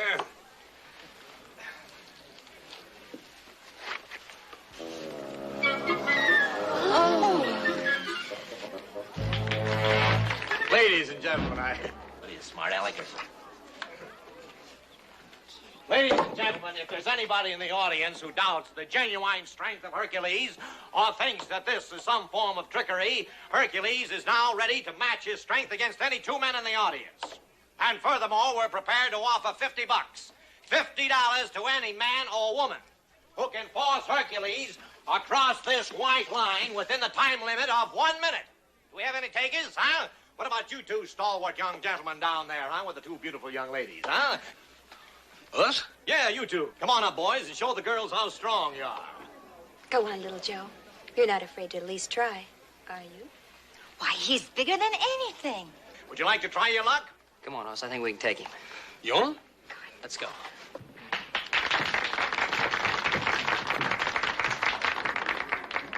All right, gentlemen, the time limit is 1 minute, remember? To pull Hercules across this white line. Are you ready? Go! And now there, ladies and gentlemen, is the greatest advertisement in the world for our elixir of life. Would you believe it, folks, at one time, this poor boy was only a 74-pound weakling. And after 90 days and 90 nights, Hercules, taking this elixir of life, today, look at the results. 355 pounds of solid blubber, or muscle. There he is, folks, Hercules. One time, a 74-pound weakling. Come on. Eddie, wait. All right, fine. Hercules is the winner. Hercules is the winner now. Thank you very much, gentlemen. Thank you. Let's keep moving it along, folks. Keep it moving along. Some wonderful shows out on the midway. See the sword swallower and the fire eater who swallows hot coals. Right Jennifer's gone. She's disappeared out of the tent. She's gone. Did you see her leave? I was watching the stage. Why is she always doing things like this? Oh, it's probably just her idea of some kind of a joke. We gotta find her. No, we're gonna find her. And when we find her, I'm gonna hog tie her for the rest of the evening. Come on. Come on, let's go. Let's find out where she could be.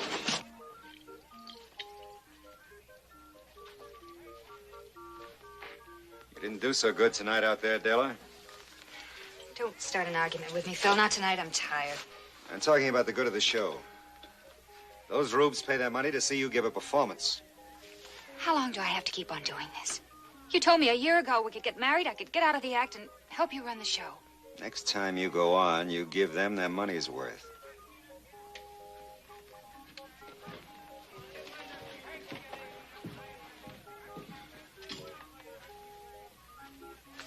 Another argument? Oh, no, not really. Just that I know him so well. He saw a pretty young girl out in the audience tonight, captured his fancy. He looks at her, wanting her, and then he looks at me. Why don't you let me be the mystic in the show, huh? I'll tell you what we'll do. As soon as Hercules finishes his act, the three of us will go out and have a cup of coffee together. I'll tell you a fortune.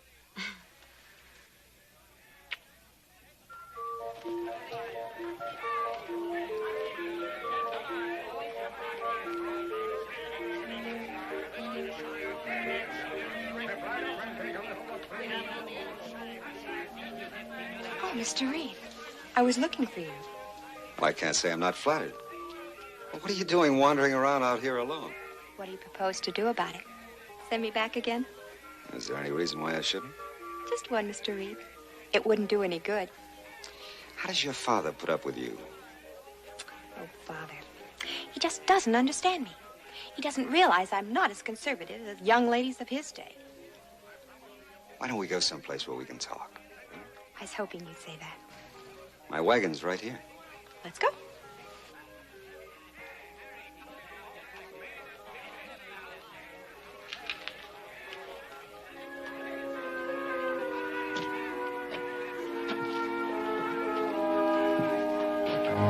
Someday I'll kill him for what he does to her. Poor Hercules. Do you think that will make her love him?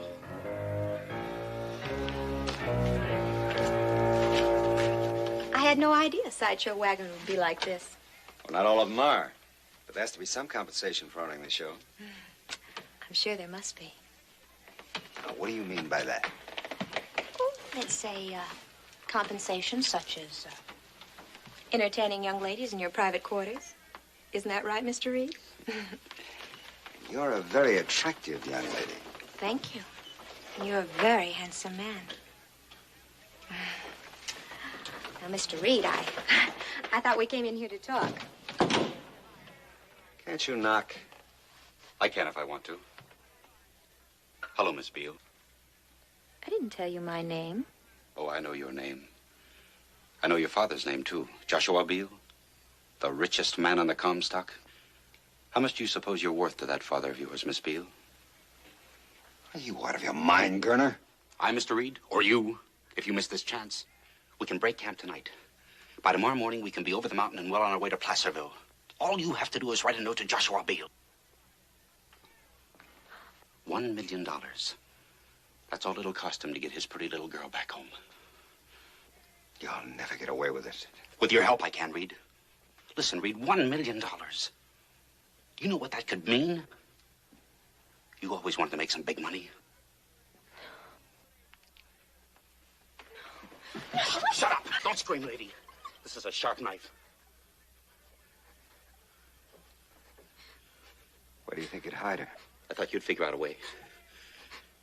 You ought to hold her like I'm doing. You don't know how good it feels to hold $1 million. We're gonna have to tie her up, Phil. Get the rope. It's right behind you. Go on, Phil.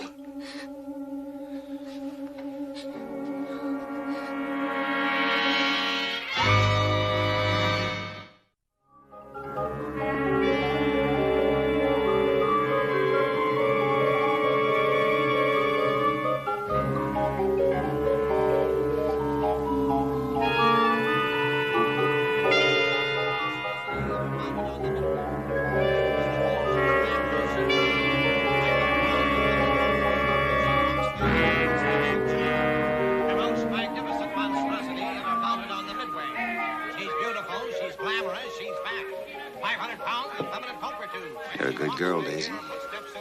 Just keep quiet about it. If anybody asks you, you haven't seen anything, you understand? You've always been my favorite, Daisy. You can have a job with me as long as you want it. Just keep quiet about it. You don't know anything. Okay?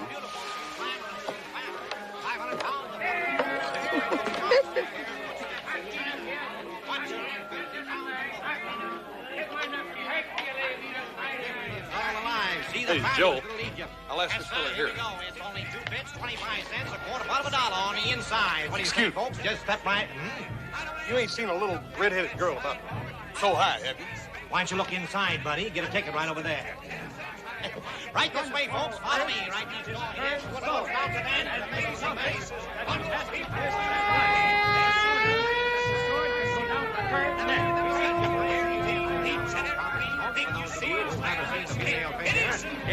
measures too much from head to toe. Ain't no use in asking him. He's got a gullet full of sword anyhow. He wouldn't tell you anything anyway. These carny people stick together tighter than those bartenders in San Francisco the time they tried to Shanghai our pub. How do we know she's even here at all? Now, where else would she be? Salt Lake or St. Louis, for all we know. Boss, I think we can cover more ground if we split up. Why don't you and Harriet look out here? I'll check behind those tents. All right, you be careful, you hear? Right. Dad, knowing if he don't get mixed up with some of the dangest women I ever saw. Now, you be careful what you say, Hoss. Jennifer's my best friend. Now, listen, if you're staying close to her, why don't you tell her to be real friendly and come on back here?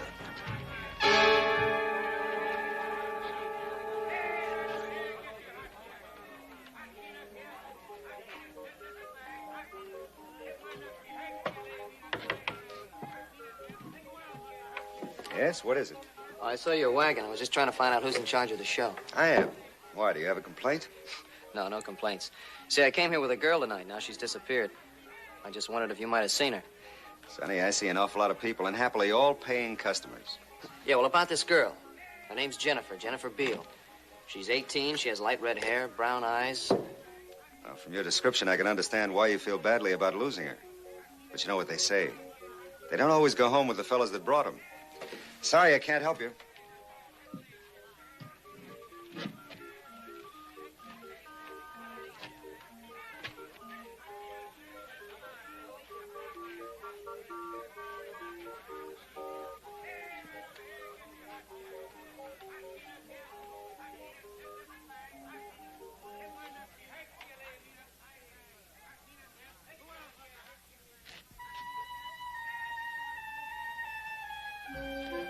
May I come in?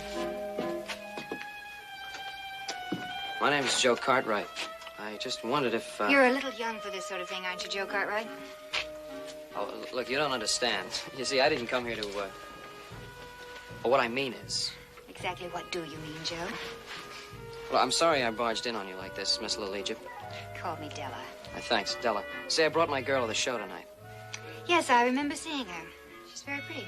No, she's disappeared. I've been all over the carnival asking questions. Nobody seems to want to give me any answers. That's why when I saw your light, Sure. It hurts to lose someone, doesn't it? Oh, it's not quite as painful as all that. It's just that I am supposed to make sure she's all right. I don't think she's run off with another fella. All right, tell me about her. Who is she? Her name's Jennifer Beale. Well, is there anything special about her, or some reason someone might want to harm her? Yeah, there's one big one. Her father's one of the richest men on the Comstock. Yes, that is a reason. You stay here, Joe. I'll go ask some questions. Maybe I can find your girl for you. Thanks, Stella.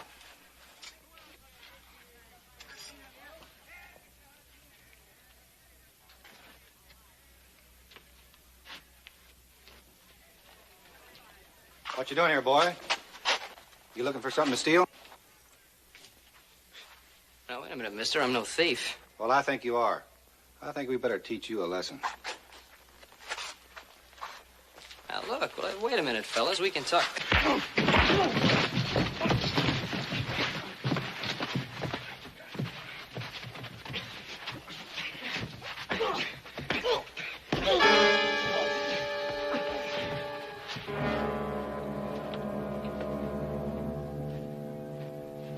A good job, boys.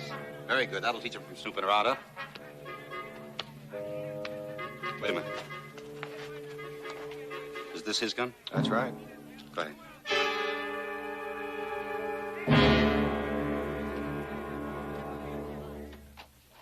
Hello, Della. How'd you do? Oh, pretty well. How did you do? What's that supposed to mean? Nothing on your mind? Well, a young man just paid me a visit in my tent, and it seems he lost his girlfriend. Well, what's that got to do with me? Well, it just sounded familiar, that's all. Oh, honey. I thought we weren't going to have any more of those suspicions. I saw you talking to a girl earlier, Phil, and I saw you bring her in here. Mm-hmm. And if you'd hung around a few minutes, you would have seen her leave. Oh, she was a child. An innocent kid looking for adventure. I got rid of her fast.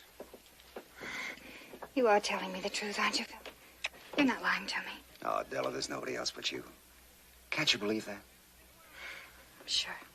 I can believe it. Well, then let's forget about the girl. I saw the kid who visited you in your tent. I told him maybe his girl saw a boy she liked better and went home with him. I guess that's what she did. Sure. Now, come on, you're tired. Get a little rest because we're pulling out tonight. Tonight? Hmm? Why tonight? I thought we were going to play this stand for the rest of the week. We were. But I changed my mind. See you later. You have got the girl, haven't you, Phil? Are we going to start that all over again? Stop lying to me. I know who she is and what you're trying to do. All right, so you know. Tell her this is the biggest thing that ever happened to us. Do you think you can kidnap Joshua Beale's daughter and get away with it? She fell into our laps. I didn't invite her in here. She walked in. She's worth $1 million to us. Do you know the kind of life we can have with $1 million? I love you. I guess I always will. But I'd rather see you dead than mixed up in something like this. Della, we're not going to harm the girl. When Joshua Beale pays off, we'll turn her loose. How can you stand there and say you're going to turn her loose? Don't you know she'll remember you? If you go through with this, you can't turn her loose. Who said anything about turning her loose?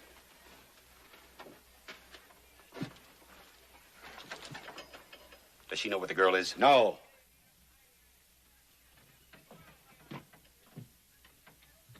You shouldn't have told Della about the girl, Phil. I didn't tell her. She figured it out. Well, that's too bad. Yes, that's very bad, isn't it, Phil? All right, it's too bad.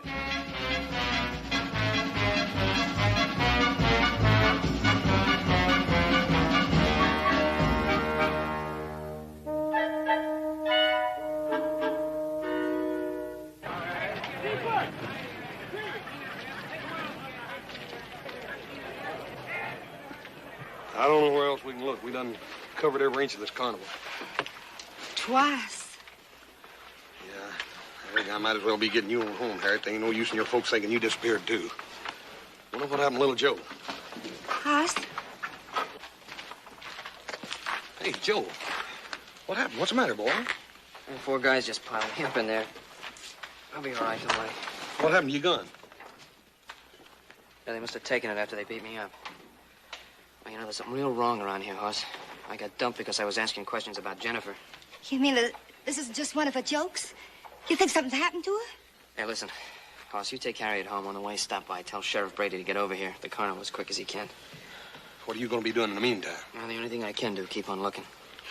Joe, you gotta find her. Yeah, Harriet, I know. I'll bring the sheriff myself. Be back in a minute. Come on. Right.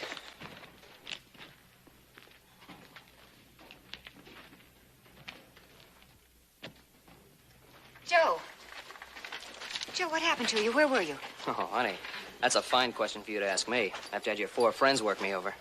Work you over? Joe, I didn't. I've got to talk to you. It's about Jennifer.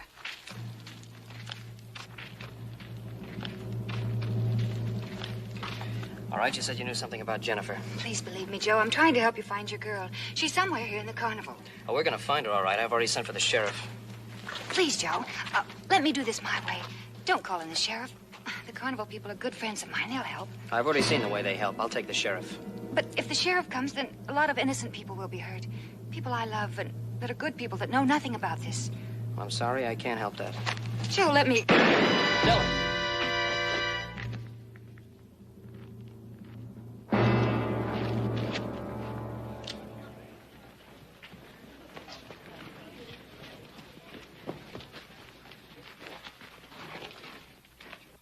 You killed her.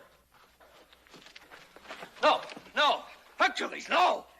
Della wouldn't want it that way.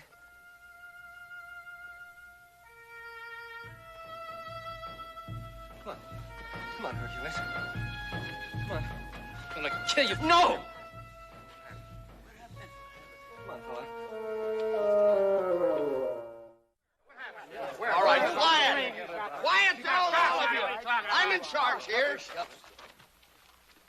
There's a lot of things I got to know. Well, first of all, I didn't do it. Second, they got Jennifer hid out around here someplace. You better forget about Jennifer. There's been a murder here. Yeah, I know. That girl was killed because she was trying to help me find Jennifer. You know anything about this, Reed? Well, boy, talk to me. I've questioned everybody in the show, and nobody knows anything about her. Is this your gun? Yes, it's my gun, but I didn't have it when this... I think you better come along with me. Look, I'm not going to leave here till we find Jennifer. Son, I know Jennifer as well as you do. Maybe better. I had a posse out combing the hills for her that time she run off to San Francisco. Joe, maybe you ought not to make any more trouble for yourself. Come along. Hey, look what's happening. Hey, John, this way.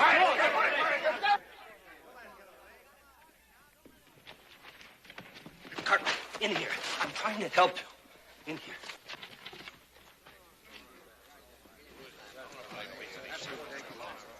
I don't know what you're up to, mister, but thanks a lot. I'm not up to anything. I'm Rudin. I was Della Thompson's closest friend. I don't believe you killed her. Ma'am, are you sure you didn't see him come by here? I didn't see anything. I just sit here. I don't see nothing. Sheriff, I know little Joe didn't kill that woman, but I'd a heap rather see him in your jail as running loose around here. No, we're not going to learn anything here. Now listen to me. There's only so many wagons and so many tents, so we'll search them one by one. Hoss, you take one party, I'll take the other. Right.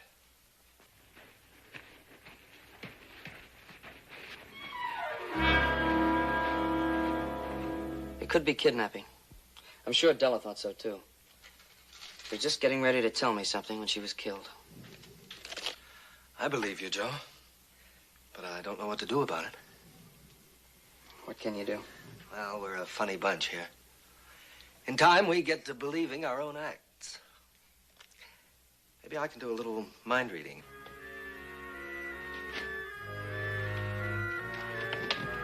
In here.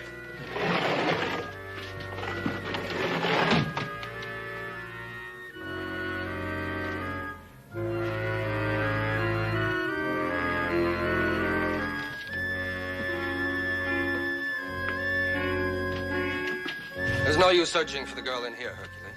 I'm not looking for the girl. I'm looking for the man who killed Della. Do you think I'd protect anyone that harmed Della? I gotta find him. I gotta kill him with my bare hands. I always told Della I'd kill anybody that harmed her.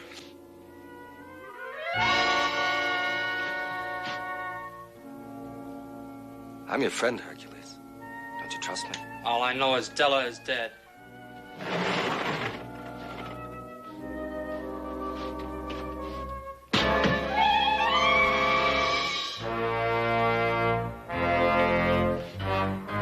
You stay here.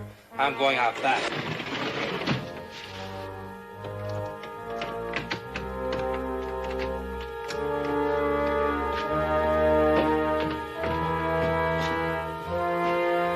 You stay here.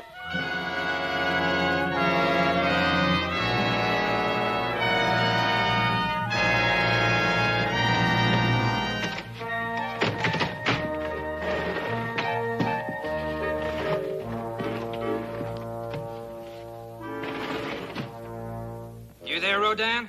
Yes, I'm here. I told you there was no trick. I'll find him, and when I do, I'll kill him.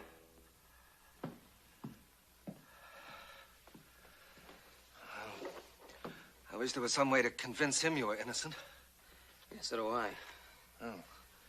He'd make a good ally. He's really a nice man. And he was in love with Della Thompson.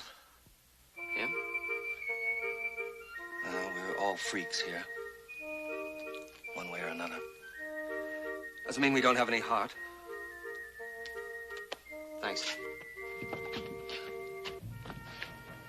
What are you going to do? Keep on searching. I know these folks are friends of yours, but one of them's a killer. I gotta get to Jennifer before he does.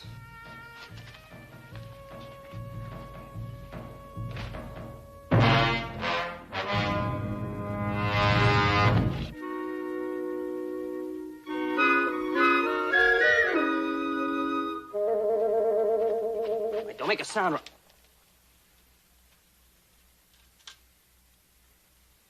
My, you're a forceful one, aren't you? Look, I'm terribly sorry about that, sir. See, I thought you were going to scream. Just because a handsome man came in my tent? Why, what makes you think I'd scream? Well, you're the one they're looking for, aren't you? Oh, yeah, and then, well, they're looking for me all over the place. I think I better get out of here before I get you in a lot of trouble. Don't go. Don't go? Maybe I'd like to get into a lot of trouble. Hey, well, Well, ma'am, maybe sometime we could talk. That's what they all say. Now, why don't you just relax and we can get acquainted? Well, ma'am, I just really don't think this is a time to get acquainted. I saw you earlier this evening with that girl. Now, I thought she was too young for you. I think you'd prefer a more sophisticated lady like me. Now, wouldn't you? Well, ma'am, Can I come in, ma'am? Quick, behind the dresses. I'll protect you. And, after they've gone. You seen a young fella go by here doesn't belong to the carnival? No, I haven't seen anyone. Ma'am? They're gone, honey. Honey?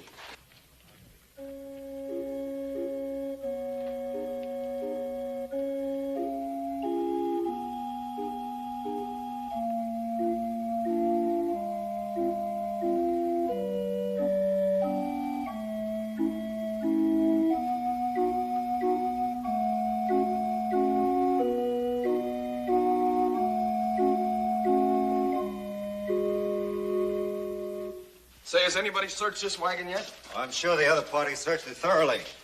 They've searched here, Daisy, haven't they? Yes, they've searched very good. Well, I didn't see it. I think I'll take a look. Sheriff, if you don't mind, there are very few people that Daisy lets into a wagon. I'd rather somebody search it that she knows. You understand? Yeah, I think I understand. Gurner, why don't you take a look and satisfy the sheriff? Well, if that's what the sheriff wants.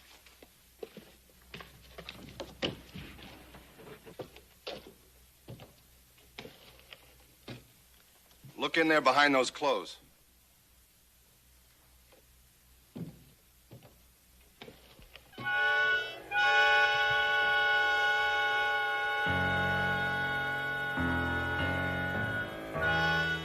Gurner, look in the back of the wagon.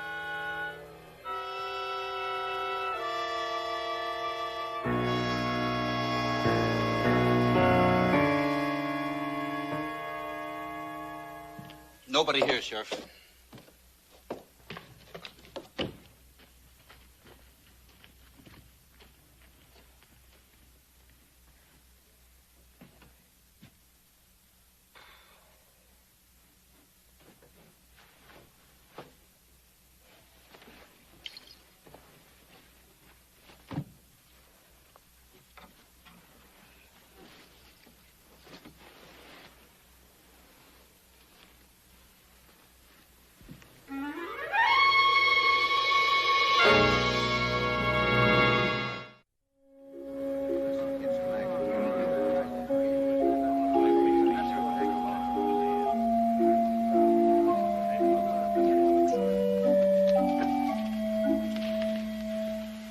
Any luck at all? Nope. It's like that little brother of mine disappeared as completely as that gal did. Now, Sheriff, you convinced she's not here? I'll decide that. As you wish. Just trying to cooperate. Sheriff, we got to start tearing down camp. We open in Placerville day after tomorrow. Isn't that right, Mr. Reed? Mm-hmm. Want to find the guy that killed Della. There's coffee up in the cook tent. Why don't we all settle down for a bit? It's a good idea, Mr. Rodin. Right this way, Sheriff.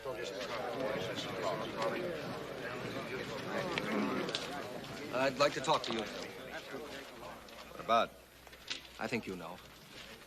I'm no more of a mind reader than you are. No, but you are a carnival man. A lot of people depend on you, Phil. Well, haven't I always come through for them? Yes.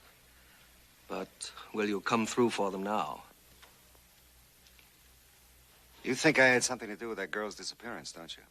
I think you could shed some light on it, yes.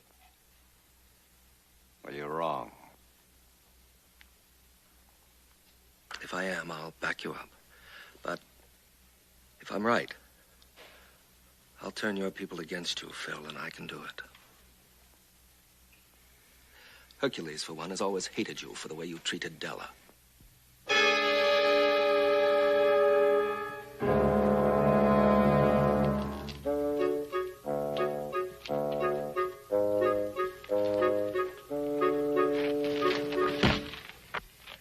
Hey, thanks for not sneaking up on me. You little galoot.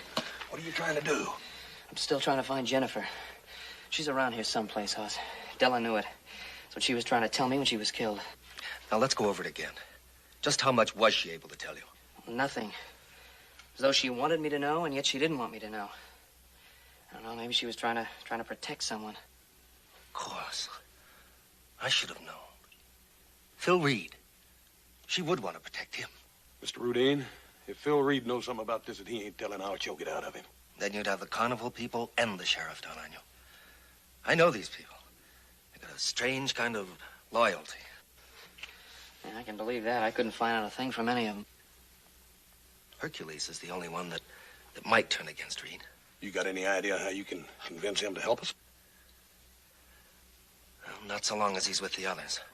Yeah, well, suppose we could get him away. Someplace where we could talk to him. Yeah, but how you figuring on doing that? Well, he's pretty anxious to get his hands on me. Let's just let him know where I am. Yeah, wait a minute. Ain't that a little risky? Look, I'll chance it. What do you think, Mr. Rudine? Well, Reed is afraid of Hercules. Deathly afraid. And with reason. Might work. Yeah. Well, just in case it don't, I'm gonna be around. Thanks. Look, I'll meet you outside of town. There's a grove of live oaks. Hoss knows the place. Right. Let's go.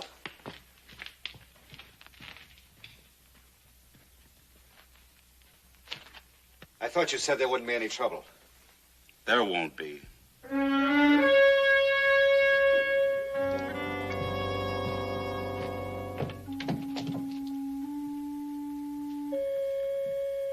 Cartwright! Cartwright! You might as well come out now. My mystic powers have told me where to find you, just as they let me read through a blindfold. Oh, wait, Hercules. If my powers told me where to find him, they live. Let me read his mind. Hercules! Hercules!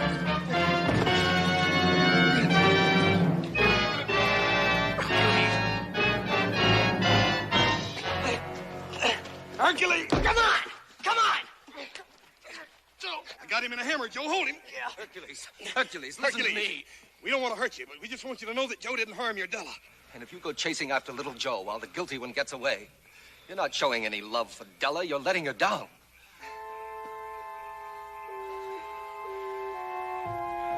You say you love Della.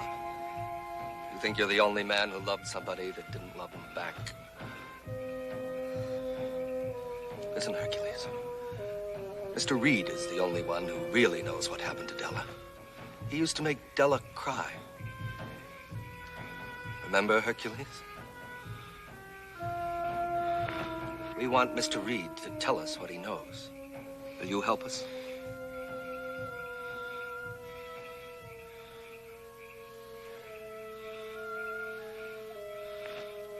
I'll go with you.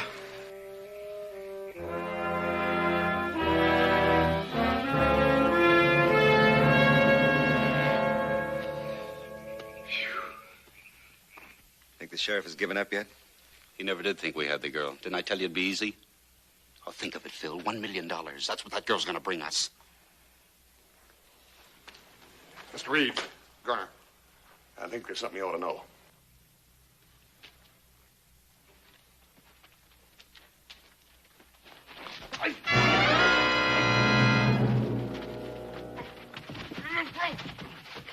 You two know what's good for you. Keep it quiet. You made Miss Della cry, and you're going to pay for this. That ain't all you're going to do, Buster. You're going to tell us everything you know about that little girl that disappeared and about Miss Della. I don't know a thing about it. Maybe you better ask him your way then, Hercules. Stop him! Dad! Stop him! Right there! You know, Phil. Tell us and I'll make him quit. Was Garner killed Della. I had nothing to do with it. You're a dirty liar. Sheriff. You liar. You're the one that killed Della. It was all Garner's idea. He kidnapped the girl and then he killed Della because she was going to tell where the girl was hidden. Well, where is she, man? She's down at... Get it. Hey, wait. The girl. Where is she? Where is she? Ask Daisy.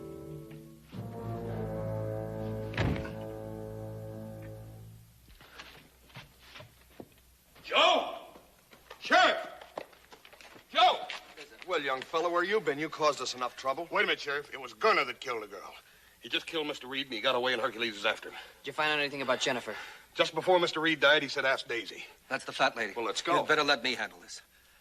You keep the others back, or we'll never get anything out of her. You come with me, little Joe. Right.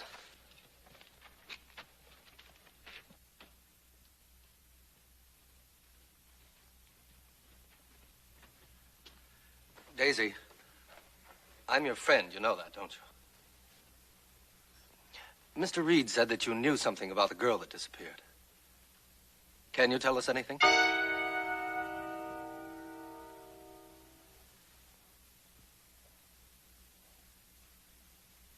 All right, Daisy.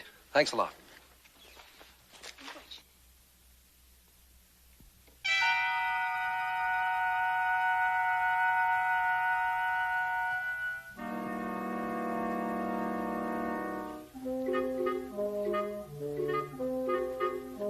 Daisy.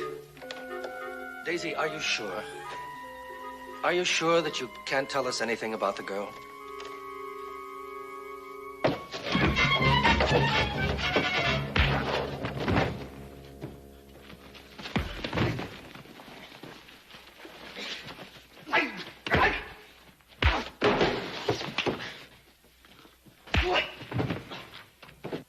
No, Daisy, no. You don't have to protect Mr. Reed anymore. Mr. Reed is dead. Do you understand, Daisy? Mr. Reed is dead. Mr. Reed, dead? Oh. Daisy.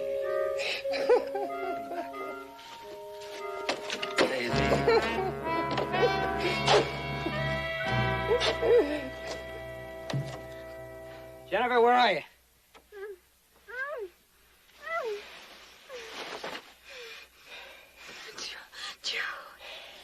You know, I'll leave you tied up till I get you home.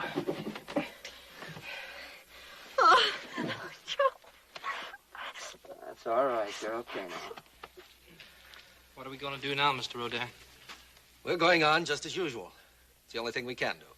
If you need anything, Mr. Rodin, you let us know. Well, thanks very much. But there's very little pleasure people like us have except the satisfaction of helping ourselves. Joe, don't you let that gal out of your sight no more, you hear? Little Joe, can you ever forgive me? Well,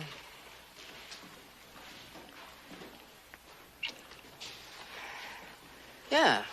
Yeah, I think I can forgive you. Of course, it's going to take some time.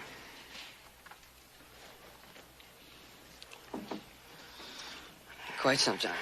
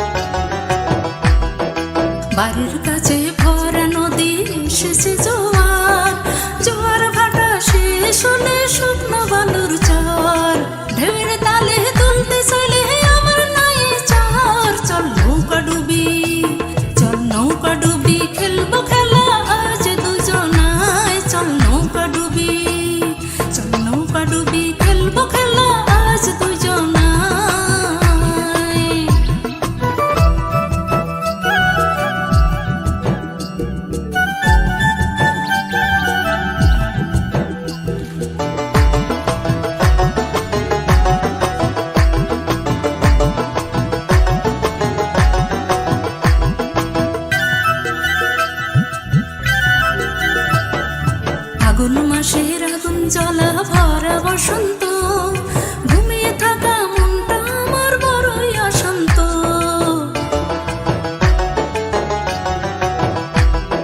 ফাগুন মাসের আগুন জ্বলা ভরা বসন্ত ঘুমিয়ে থাকা মনটা আমার বড়ই অশান্ত প্রেমের গাঙে সাঁতার কাটলে হাতটা আমার ধর চল নৌকা ডুবি চল নৌকা ডুবি খেলবো খেলা আজ দুজনাই চল নৌকা ডুবি চল নৌকা ডুবি খেলবো খেলা আজ দুজনাই